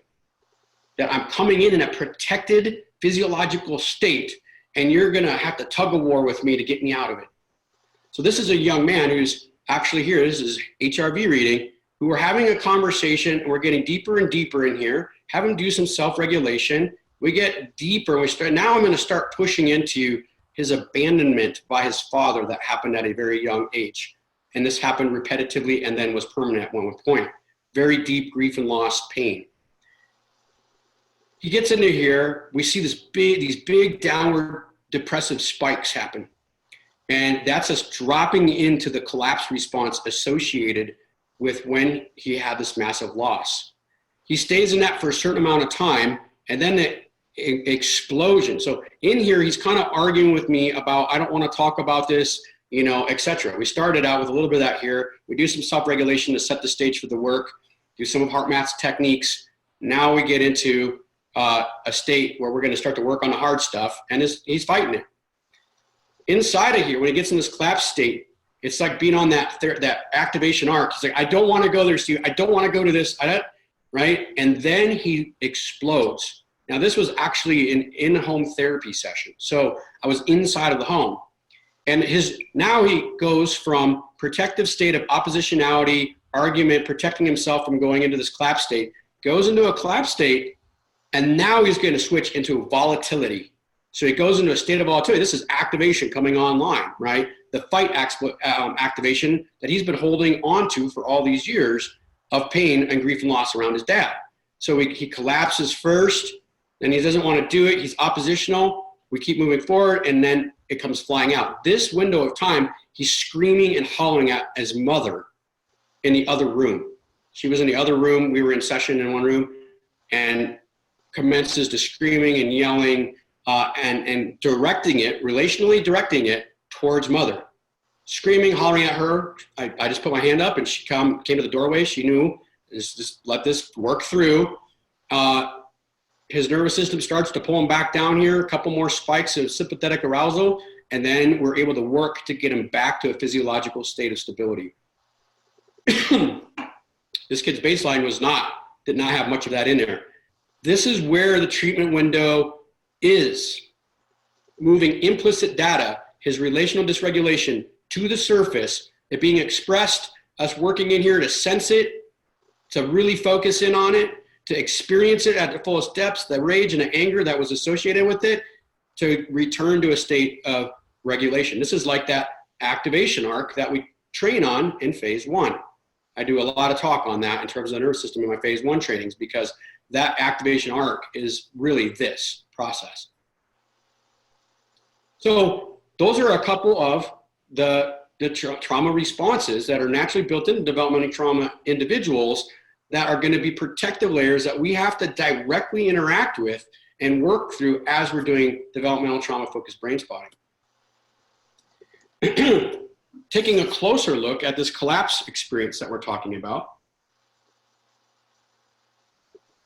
Thank you to Stephen Porges, who has really been talking about this more than probably anybody else. This is a woman who is experiencing a massive depth of shame around a relapse. So this is the internalization of failure. So she is thinking and talking, she starts talking about her relapse right here, and her whole nervous system implodes. She talks about for a little bit, and the nervous system bumps back up, but it doesn't fully return to the state of sympathetic place that it was before. Now this is depression. So one thing I like to reference with developmental trauma is oftentimes when we're getting into the deeper work, it's going to be dark, it's going to be sticky, it's going to be really slow, it's going to feel hopeless. This is all part of the internalized narrative, and this is that activation arc upside down. So we're working our way into activation, and now we're going down into the pit of activation, into the hopelessness, into the world sucks, and then working our way back out of it. Now, we weren't in an active brain spotting session inside of this. This whole process would be part of the activation work of brain spotting. Activation in developmental trauma oftentimes is a collapse, hopeless, dark, sludgy, black place. So when we get to some of that rage being expressed from the fight response, oftentimes this is going to be at the backside of it. Again, there's a lot of thorough training I give around that inside of the brain spotting training experience. Where does that come from? So this is myself, New Vision Wilderness's co-founder with me, Drew Hornbeck, and Gabor Mate. So this was an example of that event-focused treatment. And we had worked with it, so we took him out in the field. This is him out looking at our field area out in Oregon, beautiful. This is him coming up into the tent pods inside of our expeditions, and we're walking through all of this with him. And then we go to interview this student over here. So this is a young lady. We trained him. He's having a healthy conversation with these. She has all these beads that are very specific relational moments. We have a very specific form of relational recognition that we develop inside of our New Vision of relational moments that she was connected to our field staff in a healthy way. So he connects with her. She talks through the story of all of that. Then she starts to be more vulnerable because we've connected her into her relational standpoints. And then she starts to talk about her trauma work. So Gabor's just using his compassionate inquiry, just asking questions. She was a sexual assault survivor. There had been many other developmental trauma experiences along the way. But again, a lot of focus had been around this specific event, this sexual assault. Underlying that was a whole lot of other developmental trauma stuff that was unearthed. And actually, shortly after this interview with Gabor, as he's talking about her with the work, she had done some fantastic brain spotting work on this sexual assault. And then he started asking questions, and I've watched him do this in crowds.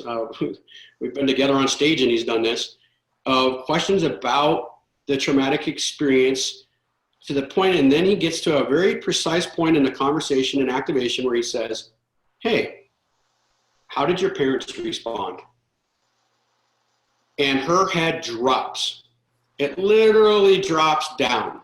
And so her face, her head drops. She looks down to the ground, and Gabor says, looks to me like you experienced some aloneness there. So this was the dialing in on that developmental trauma research of the attachment disruption versus just the event. So starts to talk. Dad, the story had not fully unfolded. Dad had completely disappeared from the child's life. When he got the news, he took off. Mom was a hysterical mess in a way, and Dad disappears. Doesn't show up for another 2 weeks. When our clinician, who was there with us there, went back and started investigating this with that family, turns out that dad had been sexually abused. His wife didn't know, his daughter didn't know, none of the world knew. So her exposure of this story exposed dad's experience. What happened was that when they went back and started treating it, and going directly at this aloneness experience, that moment of encapsulated activation of aloneness, a deep pit of aloneness inside of that one experience, it led to dad's lack of attachment in that moment and his lack of ability to attach throughout a lot of her childhood, because he was dictated by his developmental trauma experience of being sexually abused. So we started to surface this whole nother narrative to the story of her traumatic abreaction, which is that a lot of it, actually, the sexual assault was a piece of that story, but the bigger and more loaded part of her work became the family experience of aloneness. Being inside of a family and having two parents, one mother who was hysterical and hard to connect with anytime because she was very emotionally dysregulated on a regular basis, and a dad who was trapped in not fully stepping into relationship because of sexual abuse himself. This was a big experience for me. So if you can imagine, me having Gabor Mate coming in to assess and visit our program, it's somewhat terrifying. And the beauty was that if you look at our website and a lot of our materials, what he quoted about how diligently and how well we work. But this was him getting us to even do deeper work. And so since that time, actually, at that exact time, me and Gabor have done, I think, 5 different panels across the country on the ties between developmental trauma and addictions. And me and him do them together. And he's a part of our distinguished council. And one of those, by the way, is online and available on YouTube. And you can just search New Vision Wilderness host Gabor Mate. And me and him together do this panel. It's a beautiful one. And actually the end of it ends with a beautiful thing that one of my Lakota friends flew in and we facilitated for Gabor. So a really wonderful video and has a lot of discussion in it. So by the way, you'll see him use compassionate inquiry. He does this all the time where he asks people to raise their hand if they felt like they, don't have trauma in their life. And then he'll compassionately inquire about their experience, and he will almost always find pockets of aloneness in childhood experience, which now shaped that person's relationship to adults from that point forward. So going back to that, I think my next slide. This is some of those panels. This one on the right is actually in that recording that me and Gabor did together in that panel.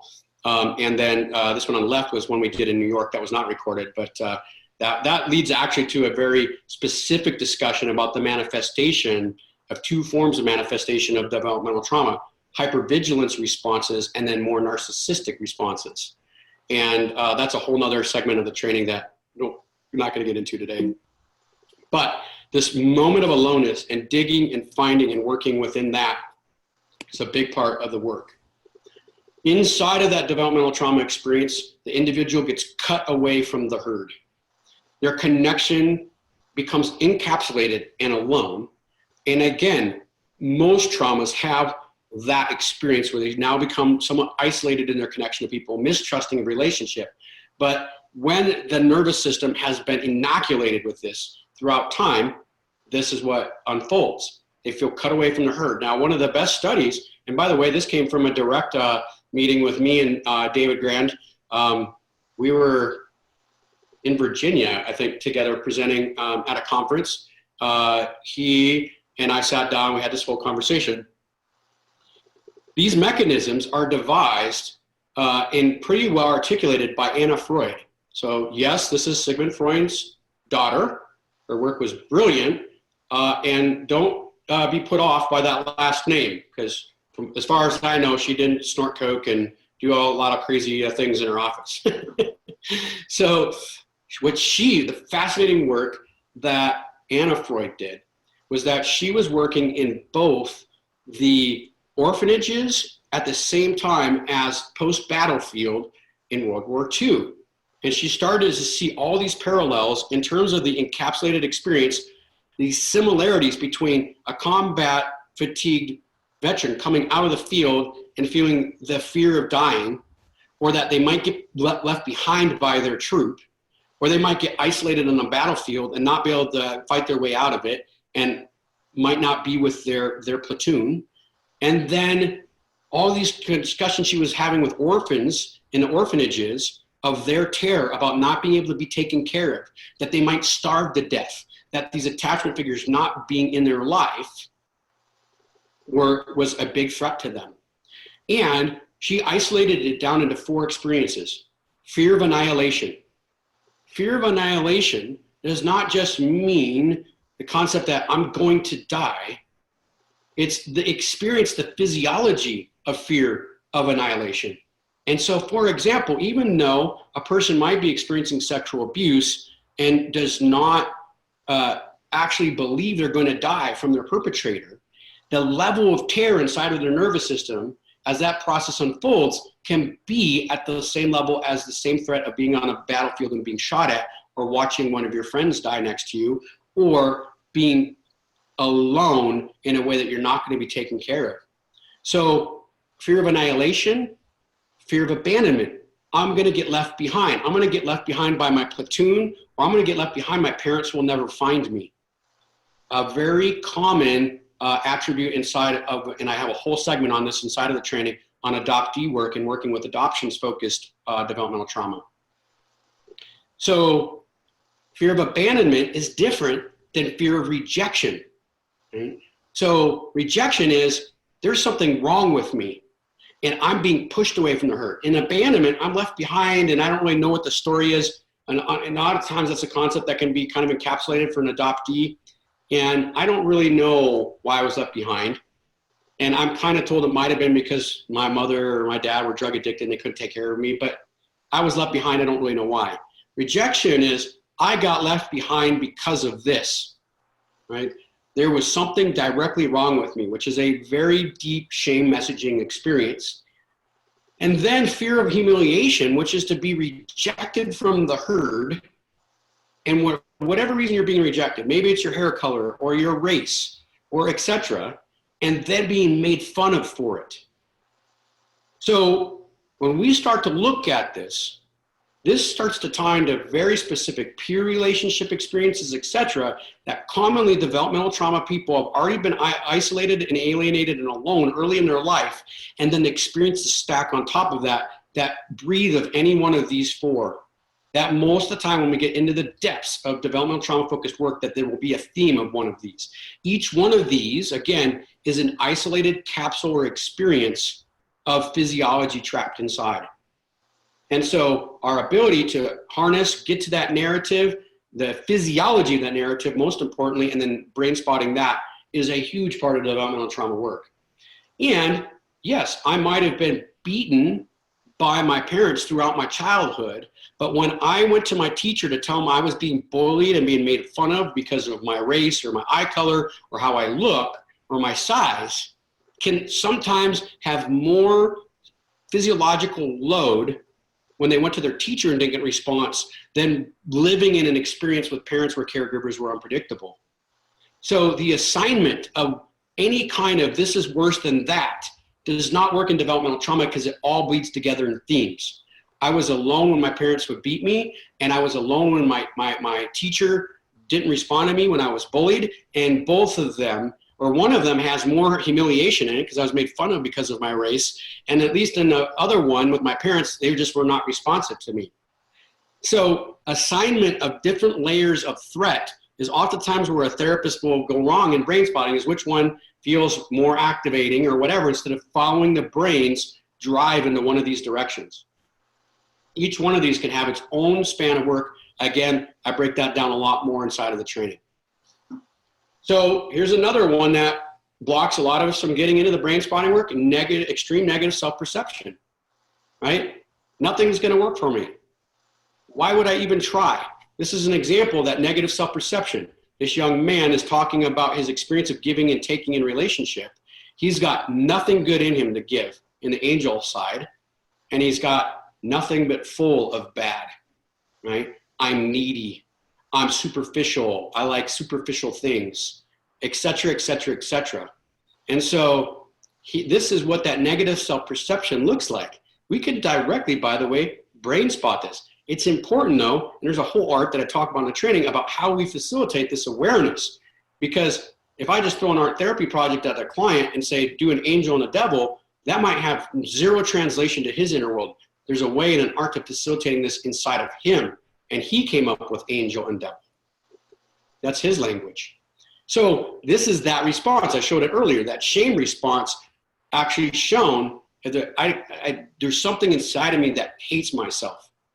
And we actually have a slide, and it says that in day 3, focusing on self-hatred. How much do we give level of focus on that? Sometimes we have to go directly at that aggressively early on to even be able to get the rest of the brain spotting work to feel valuable or be valued by them. This is an important quote here from Brené Brown. Shame corrodes the very part of us that believes we are capable of change. So we tell them brain spotting is great and it's going to help you, and their entire nervous system underneath says, no, it ain't. It ain't going to help me. I'm not fixable. I'm broken. And so this part that feels like it's not capable to change, so many times we sprinkle glitter on it. That's why all these quotes on the Facebook page about sprinkling glitter, that's a big part of my training, is talking about sprinkling glitter, and me throwing glitter at somebody that feels like a piece of black sludge garbage. When we throw glitter at it, it's a lack of attunement. We have to go towards that black sludge, that part that believes and is stuck in, I am not going to change. I'm not capable of it. When we get that part active and expressed and healed, right, now I can experience brain spotting in its full process. Again, we're just talking defensive structures. Okay? So let's talk now, okay? That big chunk of stuff there was defended structures. And by the way, I only told 1/4 of that story. So just to clarify, I gave you some very important points to be thinking about. I didn't delve into the details of how to deal with each one of them specifically. And so that is a part of the developmental trauma focused brain spotting training, and it's something that takes a lot more time than I can give here to focus.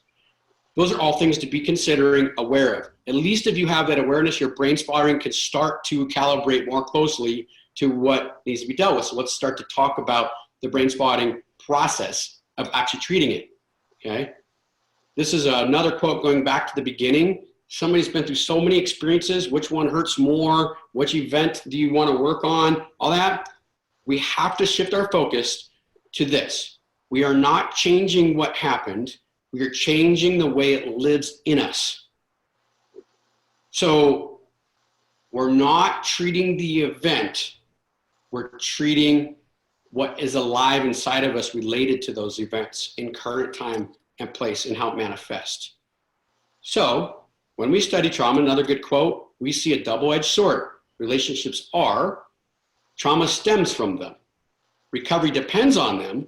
The most harrowing trauma happens in close relationships, but recovery can't happen in isolation.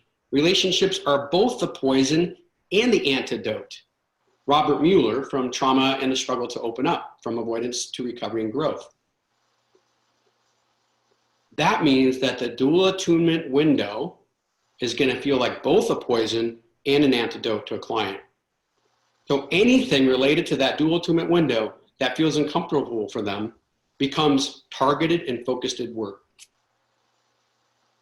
If we start brain spotting without that being addressed, all those relational dysregulations I talked about, those defended structures, and brain spotting them, we're brain spotting on a house with a cracked foundation. Brain spotting is based upon the number one resource is the dual attunement frame. The number one healing factor is the dual attunement frame. If we do not work on addressing the direct fears that pop up inside of that relationship, the direct oppositions to doing the brain spotting, the fear of getting better, all of those things we're brain spotting without a full foundation under the house. So then our brain spotting is going to be in jeopardy, just like this house. At any given point, that chimney could fall off. At any given point, that deck to the right could just implode and fall off, and the whole house could fall over the top of it. So when we're brain spotting, when those relational dysregulations and all those other forms of dysregulation show themselves, we pivot and we work directly on them with strategy so that we're building the foundation on the house to work through everything. We're working at the foundational level for the brain spotting. That part that is oppositional, doesn't believe it will work, is afraid of it, doesn't know that they can trust you. All those things, we go there. We work there because that is the key ingredient in having and working through and rebuilding this full house. Bessel here, coming from Body Keeps the Score. The single most important issue for traumatized people is to find a sense of safety in their own bodies.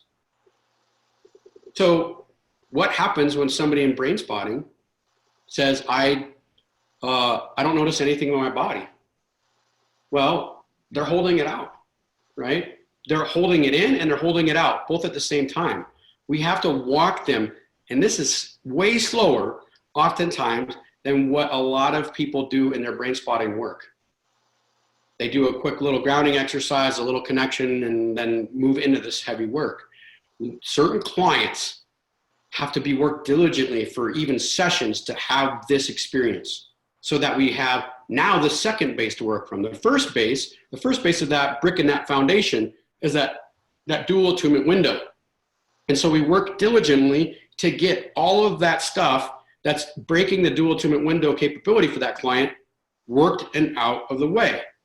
And remembering that it can be time delayed, it will show up again, and we pivot and we work on that so that the dual attunement frame is online. Now, what's the next part of the work?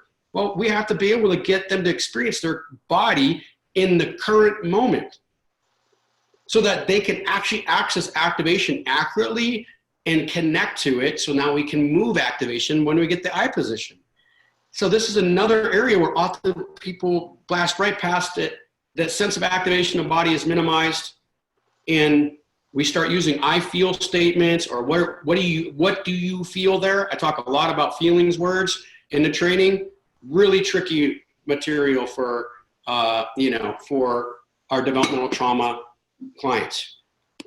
When we are working with a system that's protected and is holding us out from touching our body, that process has to be examined and worked on so that we can fully access the body to get the activation to really come all the way out. So that moment of not being able to feel stuff in my body, being resistant to it, is really important, because there might be experiences of unsafe of being in body that need to be worked to open that window. That might be some event specific work. Maybe it's not. Maybe it's just the sensation of me being afraid of being in touch with my body, or an experience where I was afraid of touching my body. But being able to have a connectedness to their body is part of building that whole entire house. And it's a key foundational aspect. So oftentimes brain spotters will move right past that and not delve into the details of that. So here is an experience of a client, right? That's that 24-hour flashback. What they found in the research is a lot of times when people are in that 24-hour flashback, just the connection back to their body can actually make symptoms literally go away. It's like the brain is trying to search for a connection back to its body. This is what they found in a study at the trauma center where they developed trauma center trauma sensitive yoga, which is, by the way, its own animal, its own extensive training, and their research. When they put all the different forms of therapy, EMDR and all kinds of therapeutic models against it, 10 minutes was the longest they did for sessions with their clinical model. They found it had to be one-on-one. When they were able to do that work, that a lot of times 24-hour flashback went away right away. That's why that necessity and most important variable, getting connected back to body. And when the brain reconnects to the body, it doesn't have to be in a state of hypervigilance searching for threat anymore. And so that's one thing that we do implement and our proponent behind, because it really plugs into the nervous system, a lot of where we're trying to get to with brain spotting. And so, and by the way, do not be fooled. Oftentimes people say, oh, trauma sensitive yoga, I've done that.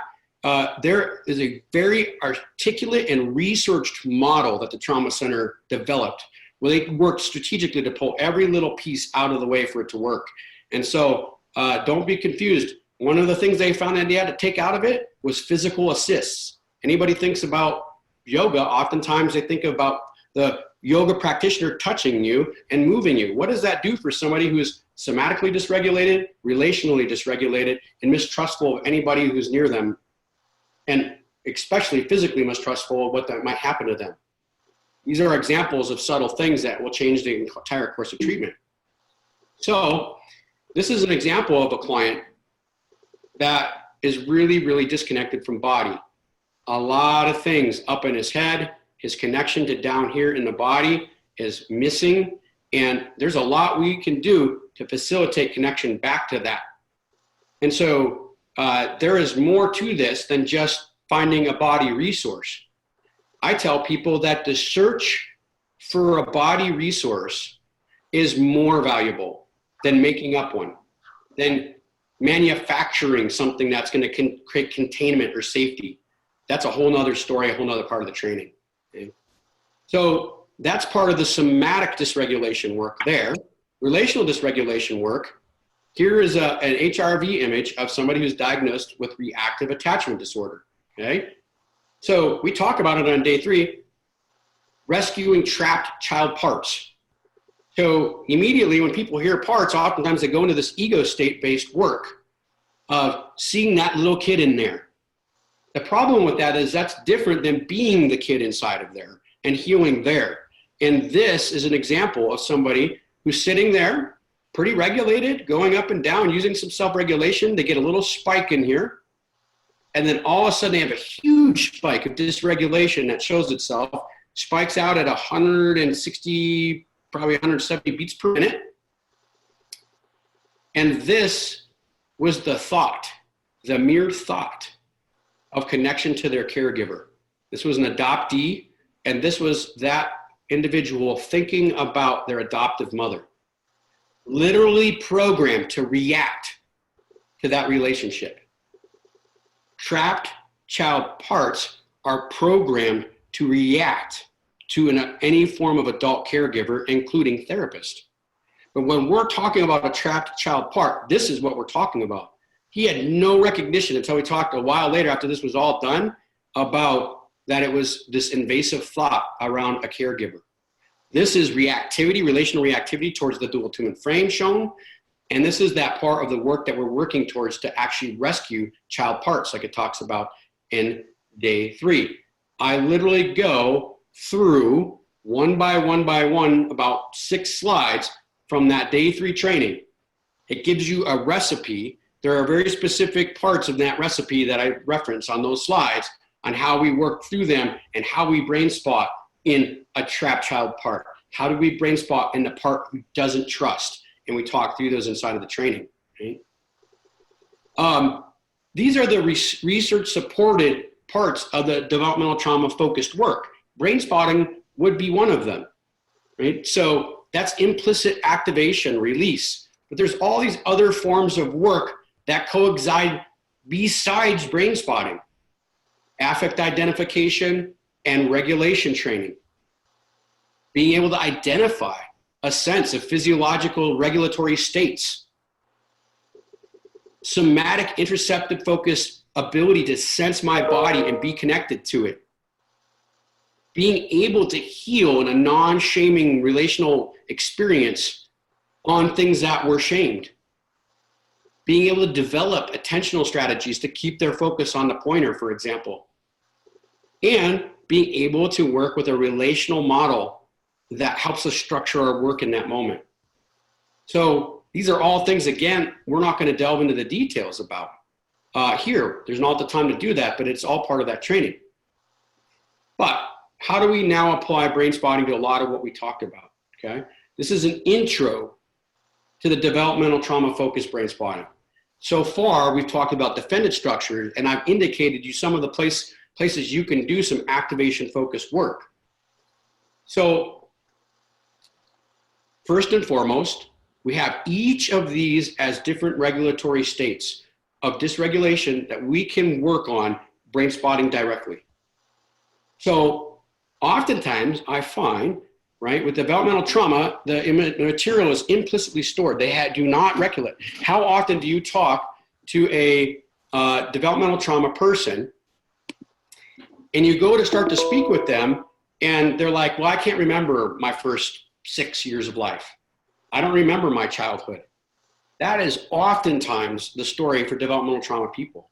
Okay? So what do we do with that? Well, if we understand that activation is the gateway to implicit memory, each one of these dysregulatory states could be a gateway to finding that implicit memory that holds the capsule. And so if we brain spot directly, somatic dysregulation is need to move, right? I have to move, I can't sit still. And we focus in on the sensation of that and we get an eye position on it and no, we don't resource so they can really feel it. And they dive all the way into the depths of that dysregulatory experience with their somatic. A lot of times the body keeps the score. And it says, yeah, remember all these times that you couldn't trust to be in your body. We go into brain spotting and experience of relational dysregulation for them and the sensation of that. And we're going inside of the capsule that holds the storyline, the implicit memory related to that. This is how we get access to other key points of developmental trauma that need specific treatment and focus. But the dysregulation is the gateway. Their inability to focus on the pointer becomes the gateway to getting the information that's behind not being able to do that and being able to heal it. It's the gateway to being able to heal all these dysregulatory states. So going back to the slides here, you have really 6 different arenas of dysregulation to start from. Affect dysregulation, somatic dysregulation, attentional dysregulation, behavioral dysregulation, self-regulation, relational dysregulation. The inability to do it, the inability to feel it, the inability to tolerate it, any of these things become gateways of an actual focused activation eye position. Again, time to walk through all that in detail is not there. That is only as good as the brain spotting that we're using to get there. So one of the most common things I see where time is lost, many sessions of brain spotting where we're not really getting to these survival mechanisms underneath, to the core root physiology that's driving all of this regulatory response, is because we stay brain spotting very surface areas. By the way, this is proprietary material of the structure I wrote for developmental trauma brain spotting. So that said, this is a part of that model. If we brain spot anxiety all day and we do not isolate the moment of terror, we can't get down to this level. It's not going to get us to the sense of terror of annihilation or the terror of being humiliated. These are where I talk about where we start to veer away, when not to wait. When do we facilitate? This is the art of, before we even get to the brain spotting eye position, of being in conversation and being able to hear below what they're initially telling us about the anger. That there's something about them and their boss and this anger towards them that feels even more profound or feels vulnerable or hurt by what that person says. We can literally, and I facilitate this in the training of demonstrating in a conversation before we even go for the activation eye position, that we can narrow down into these more loaded activation spaces and capsules before we even put the eye position on it. The art of facilitating this is something that we train inside of developmental trauma focused brain spotting, because this is an articulate structure of funneling down to the root activation before we even start. We can spend 10 sessions working on anger to get to the hurt when they actually already voiced or demonstrated that capsule to us while we were talking with them, and we didn't follow it when we were inside of brain spotting, and we just returned back to anger in the body. That said, labeling activation oftentimes is a huge block. When I make my client have to label from their feelings chart 150 different feelings and isolate that down to one, oftentimes we lose the client before the brain spotting even begins because we're making them label a feeling associated to what they're experiencing with relational dysregulation to their boss and the authority figure. I don't know what it is that I feel about my boss. Something's inside. We can brain spot that. Is it necessary for it to have to be labeled as anger or anxiety about my boss or sadness about my job with my boss? No. If they have the felt sense of dysregulation towards that individual, we can go on that and not even have to label it with our feelings words. This is so common. I can't tell you how often this is the miss for brain spotting practitioners when they're working with people with developmental trauma, is they're making them label something that's a physiological state that they've experienced their whole entire life, and the label just doesn't quite connect for them. So then you go in to get the experience in the body, and you already lost it because it was dysregulation towards the boss that didn't quite match, but kind of felt like anger. I appeased you and I said, yeah, it's anger. And now we're brain spotting something that really doesn't encapsulate what the experience is. Over and over again in consultation, I services with people. This is a model that we can work people through in our setup before we even begin the brain spotting. Very key component of developmental trauma-focused brain spotting. Let's go to a phase 1 slide.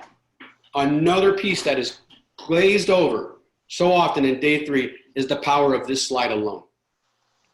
This slide of creating an island in physiology to brain spot from is essential for ongoing success in brain spotting. This slide is really about being able to develop a physiological state for us to return to as we go out and swim in the ocean and the abyss of all these lifetime of contemporaneous traumatic experiences, and us being able to return to a physiological state of stability. This slide is loaded. There's brain spotting we can do around this. Some of it's about utilizing 30-second windows of body resourcing experience and doing that inside of a session. There's other things that we can do with that to develop the state, a physiological state of stability to stand on for us to do brain spotting from. That's what this is really about. This client has a 24-hour flashback, and we have to develop little windows of not flashback. And we can work from there. And a client knowing that they have that doesn't mean now we have to resource them every single time. A lot of times they just need to know that there's an island to swim back to. Developmental trauma people oftentimes are very courageous and intense individuals. They're not afraid to go out and swim in that ocean. They had a whole life of swimming in an ocean of fear or whatnot. And a lot of times we just have to establish that there is an island to rest on for them. And so there is an art to creating this, even in the brain spotting. Sometimes it's brain spotting on that sense of body connection and having eye position connected to it. And they can only actually connect to that little island state for 15 seconds. Or maybe they're only able to identify this point of neutrality in their body for a very short period of time. And then they need to move from that.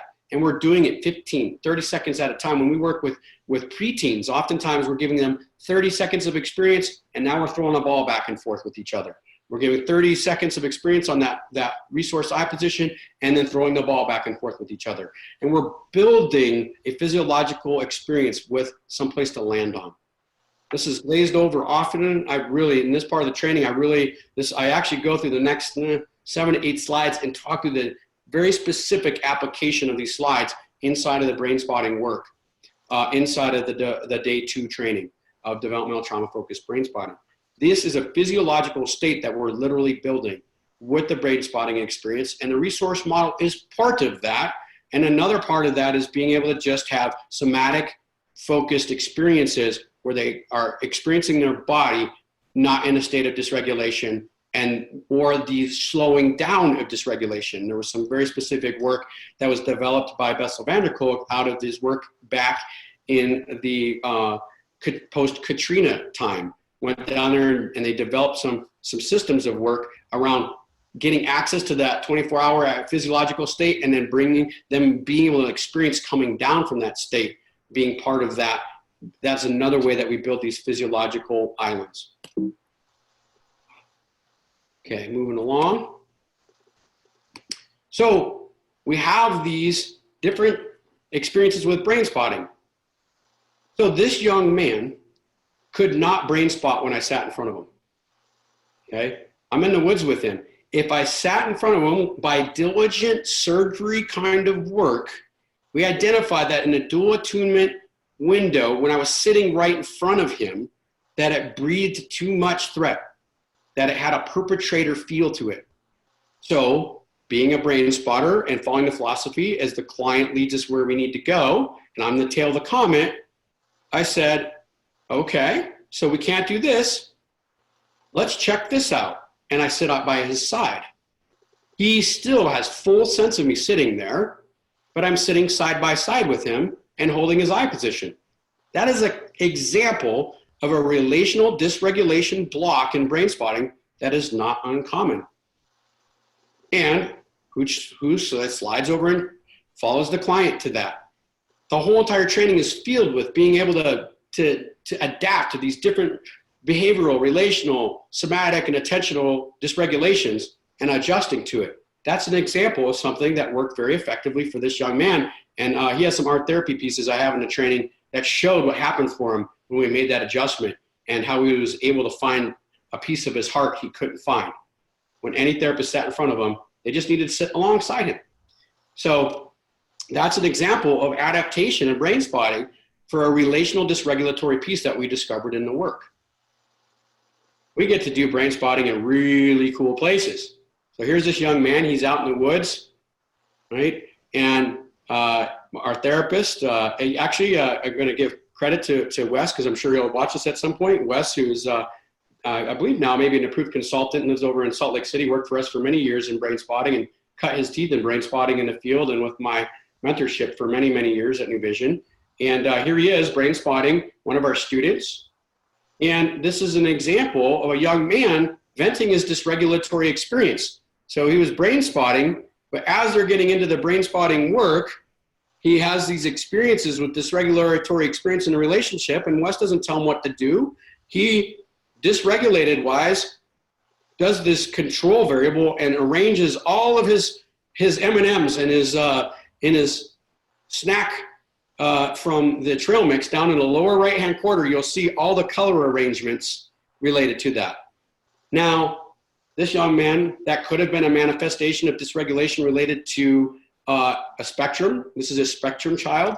Oftentimes, that's a question I get when we get into specialty conversations at the end of our phase 1 trainings. How do you work with spectrum?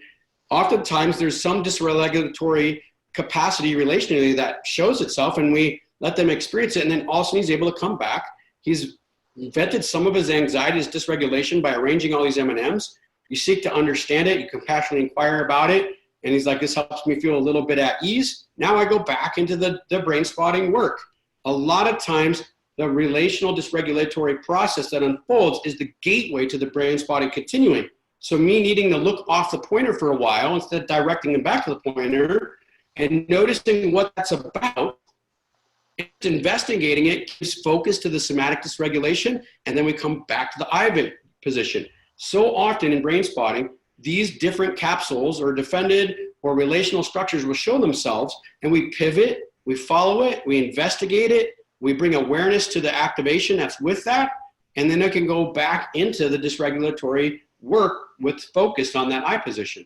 So this is an example of another pivot where we could have got hung up on him. You know, what is he doing? Arranging this process of his snack and mix, and maybe the venting of his anxiety about Wes in that moment, and can get completely off base and being blocked because we're asking him to stop doing that, or whatever we're doing. Do we seek to understand it as an activation of that relational experience right in that moment? An example of one of the more challenging clients I had with developmental trauma focused work is right there. Yes, Dr. Mate himself. So when we pivot and we follow that work, he had talked with me in detail about a piece of work in his early experience that he was struggling with that related to his relationships with his children. And then his even had done enough work, because he, as a master himself and has done a lot of personal work, of this awareness back to this relational experience with his mom, but he couldn't quite figure out what it was. The awesome thing about brain spotting is all he had to do, and we literally started our brain spotting with the sensation about something that was with his mother. And he could grab that. We got an eye position with that. We went in on that activation, and we found some very specific encapsulated memories that he didn't quite have the full depth of understanding to. He had that cognitive awareness. He had even done some ego state work based upon Dick Schwartz's work of this child in there and this age of this child around that time, but that work did not take him to the activation aspect of what was encapsulated with that ego state. So I train a lot about some of the things that block us and being able to do that ego state focused work from an activation-based window. When we get, yes, he had this awareness of this young child, about 6 years old. He could see the event and he could talk about that all day. He had already done that work. This is an important understanding that that sensation about that is where we go. And that sensation takes us to the capsulated dysregulatory window. Once we get there, this is now the experience of brain spotting.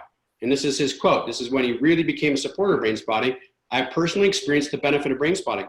Just with one session, I was able to relax the grip of a burdensome perspective and its associated emotions, both of which I'd carried for a long time.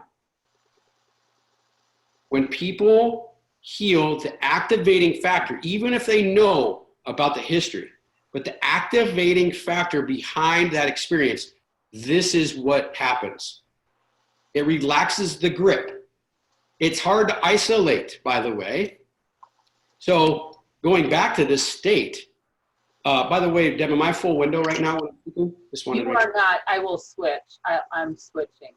Okay. All right. Yeah. I've been wondering how that's been showing up on your end. Yeah. When we actually get to the developmental trauma pocket, the encapsulation, oftentimes clients cannot assign meaning to the change from the brain spotting. This was pre-verbal awareness sometimes. The earlier we go, we oftentimes get aspects of brain spotting material that are even pre-verbal, that are even in utero. I'm going to talk about that in a moment here. That when you even ask them at the end of the session, how did that go for you? They're like, I don't know. Because we're at a time frame that's so early, so old, that the grip has been on their life for all of this time. So the grip has been on them for their lifetime. Gabor Mate's grip with this experiences with his mother early on was there for a lifetime. So therefore, when we release it, it's like a whole new existence. I don't know what this is. We're introducing them to a different physiological state for the first time since 6 years old. So one of the biggest faults in developmental trauma-focused brain spotting is to start to have to assign meaning to what happened in a brain spotting session. Now, another part that goes with this, and I have like a bunch of slides on this, not being able to know, we go in brain spotting, we go through these different layers, and we get to this place where I don't know what this is, Steve. So what happens for brain spotting? Well, our philosophy is we don't need to know what it is to know that it is. That's trained in phase one, but yet we don't know what to do now. How do we brain spot that? Okay? We brain spot the associated activation with that I don't know what this is. Okay, you don't have to know what it is to know that is going and focusing in on what you notice there that you don't know what it is. Do you have a physical sensation of that? Yes. Eye position to strengthen that. Now we're going into an implicit memory capsule. I have a whole equation about this that's outlined in developmental trauma brain spotting, but that is just one pivot right there alone, where oftentimes we can bring in the implicit memory structure alive. And that's a lot of times how it shows up. It's been this burdensome experience, but I don't know exactly what it is. When it's pre-verbal, this is why David differentiates those two in the 3 slides. When it's pre-verbal, their ability to articulate what it is verbally might be impossible. They can only sense it. And we can brain spot sensing it. that is oftentimes how we get access to these implicit capsules. That said, moving along, this was a beautiful example of a session of that, and we're wrapping up now in the last couple slides. So a young man, oh, I got to share it, sorry. This is the written narrative that flew out of a kid post brain spotting session, okay? So this student wrote this all out right after that work. It actually went on over at one of our family programs members, the Change Academy Lower Ozarks, KALO. I train and consult a lot of their therapists in brain spotting, and they've been doing it. They're the longest term residential treatment program having done this work. And I've been a key part of training their staff in it. The more we get effective at using this model, this is what happened in this session. So this client, going back to full face mode there, Deb? To you, yes. Yeah. Oh, Okay. sorry. Good, just making sure. So this client sits down, does brain spotting, goes into some of these sensations, not sure what it's about. They do the brain spotting, they sit in this. This is where that needing to know what it is can drive brain spotting therapists wild, because they want definition of what's being worked on. The client wants definition that is being worked on. And this is where, when we set the stage of all these things I've talked about so far, about the defended structures, the stuff shows up later in life, all of that, and making it normal for this client to have the experience in brain spotting where we don't really know what it is, but we're exploring it because there's this neurological implicit aspect to it. They sat inside of their session on an eye position, not really knowing what all of it was, not even quite getting full resolution, and all of a sudden, boom, pops out of processing. And he says to the therapist, "Give me a piece of paper, give me a piece of paper, give me a piece of paper." And she's almost, it's such a rattled shift from in this deep, quiet, implicit processing and not knowing even what's going on to, "Give me a piece of paper now." He's popped out of processing, he gets a piece of paper and starts writing profusely. Writes all this stuff down. And it was all this inner narrative that came with that encapsulated piece he was working. And then to go back to, resume sharing and go back here. Okay, so this is him writing and scribbling out all this narrative. But the first thing he did actually was this. He sketched this kid-like sketch. The therapist is watching this. The kid's obviously popped out of processing. Is he distracted? No. He is actually manifesting this implicit capsule. He sketches all this out and says to his therapist, "I got to show this to my parents. I got to show this to my parents." And they have a coming next week, a family session. She says, "Okay, no problem." Doesn't even ask him questions about what this is, because she would have been taking him back to frontal lobe's definition. This is how this stuff manifests from an implicit capsule. Sketch all this out. I sketched it all out. I don't know what is this? And then he commences to go back, and she just says, "Well, see where it takes you." He goes back and writes this whole entire narrative. This is the narrative that was showing itself. And he says maybe all over inside of this narrative about this image. He sketches the image out. It starts to create more of a grasp on the implicit memory, and you will be astounded to know what this story was. This was a child pre-adoption in an orphanage. What happens, the parents walk into the family session, he slides this across, and the mother says, "Oh my God." Client kind of looks astounded. It was very verifying for his internal world. "Honey, that's exactly where the window was in the orphanage. Here you go, right here. That was exactly where the door was that the nurses brought you food and stuff from. That's where the nurses would come from." He could recall the memory of hearing the nurses coming down the hallway into the room and coming and feeding him. The parents said, "That's exactly where your crib was, in that room." This is when the body keeps the score, tells its story.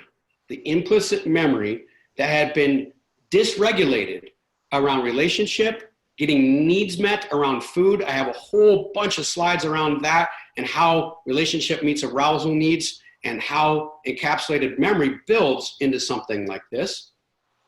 He does this, the story reveals itself, he experiences the physiology of it, he writes the new narrative of it on his own. So this was not, by the way, cognitive interweave. This is completely different. He drove that bus 100% and developed his own cognitive understanding of this implicit memory on his own. That process, driven by facilitation, would have blocked him getting access to the entirety of the story, because he would have to pull out of midbrain to go to frontal lobes to cognitively facilitate that. His midbrain said, and I use that in teaching from the slide that Demir has in our phase 1 training, in the cycles of processing, how it climbs now from the midbrain up into the frontal lobes for him to tell his story. This changed this kid's life. His dysregulation dropped off a significant around the day-to-day dysregulation he had, which was from a state of fear of annihilation, that I might starve, a fear of not knowing how the nurses were going to come in that door, relational dysregulation. I'm not sure if this nurse is going to come in and scream at me to not cry. And by the way, this was an early adoptee within, I believe, several weeks out of the orphanage. It might have been a little longer than that. This gives you the idea around how far you can go with implicit memory work with brain spotting. Last slide. This is what happens. This is a different student. When we change their relationship with the world around them from one of terror and 24-hour flashback of everything is bleak, a threat, dark, to a connection back to the world around them in the present moment. This is what happens when our student in New Vision Wilderness really releases the internal mechanism that have got them stopped from feeling connection to the trees, stopped from feeling connection to the world around them, that everything could be perceived as a threat, including buzzards. And that's a message of my impending death to all this beauty in the world around us. So that said, back to me full face now to wrap up, Deb. Mm-hmm. This doesn't happen by chance. This work at this level does not happen without being a surgeon. There are all the factors that I covered today and a lot more to being able to effectively create this and recreate this over and over again with our clients. If we use the equation precisely, it's just like brain spotting. We have a very specific neurological equation that creates the healing. With adaptations and understandings and pivots and brain spotting on specific things, we can move through all those defended structures, move down into those depth, core, encapsulated experiences of fear and shame. And by the way, I barely talked about shame today. I have a lot of slides that outline shame. Shame is part of how this process stays disconnected and can't see the beauty in life anymore. So getting down in those deepest encapsulations of shame and fear and terror that are held in the nervous system are the equation for creating this depth of shift for somebody who has developmental trauma. You literally are reconnecting them to the colorful world around them. The young woman, an adult woman I was working with actually yesterday, that started talking about how I'm not that anymore. I don't experience relationship and fear in relationships anymore. She could sense that she had an I position, even related to all that was there. I am strength now today. I'm an individual. I have peace. So now I can step back into the dating world with success because I'm not afraid of all these underlying dynamics that have been held in my history. So, and even in that work, she wasn't really able to isolate a lot about the developmental trauma, but her fear of relationship was very clear. So this is developmental focused brain spotting in a nutshell. There's a lot more to looking at the full tree of how we can work and articulate and encapsulate this work and define doing. I really do believe that the developmental trauma focused brain spotting training will eventually, probably even in the near future, go from 2 days to 3 days. And I gave this all in a 1 day at one point. It went to 2 days, and my guess is that it will be 3 days within the next year here because of how articulate and the depth at which we can go in this work. And by the way, I have my own consultation group on this work. I have my own Facebook page that's related to this work. And it really is only available to people that go through that, and we map out how to do this work. So now when there's a consultative process, that we don't have to try to cover all these things, that I've already helped you map out how we do this work with this population. And so going for the roots is another layer of brain spotting that's available to you.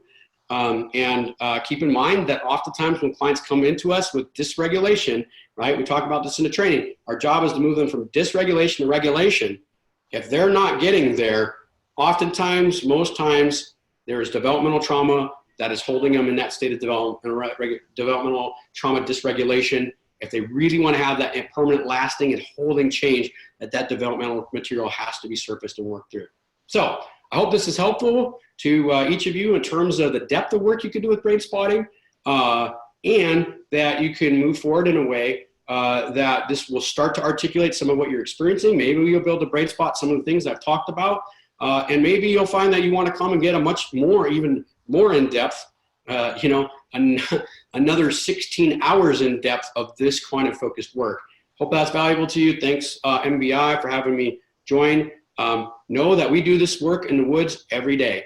New Vision Wilderness is an option for a client that stays stuck in that dysregulation and needs an entire environment built around them, from our line staff and the caregiver interactions to our therapists to our canines. All of these things are a way for us and create a very unique container that isn't always accessible inside of the outpatient office. That's why we exist. This is how we support outpatient clinicians in being able to sometimes get some of this stuff that's being held back from because the environment outside of the therapy office can't create that for them. The distraction, the threats in their lives, their stress in their lives pulls them away from going all the way into that implicit work.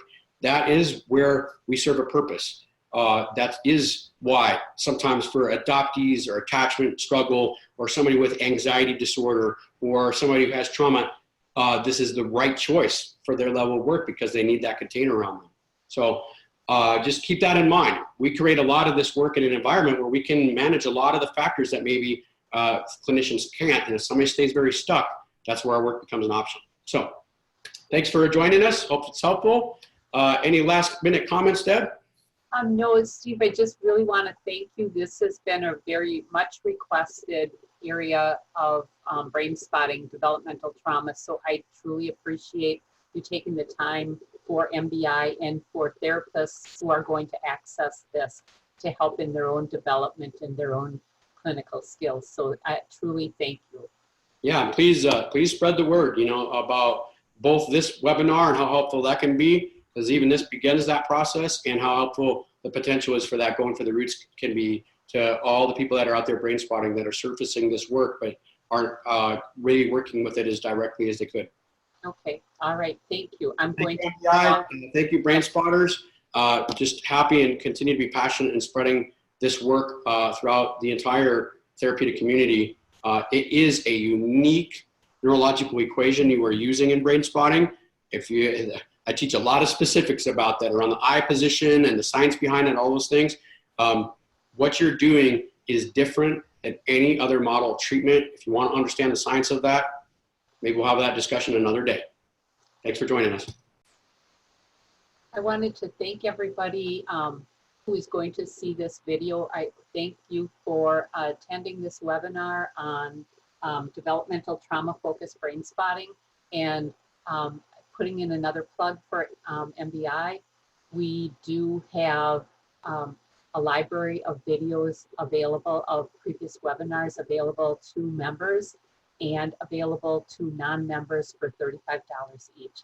We use that money to finance our grant program for veterans, uninsured and underinsured clients through a therapist. So therapists are invited to visit our website to read the guidelines for our grant program and to apply, download an application and apply for those monies. So currently we will fund 10 sessions for a client.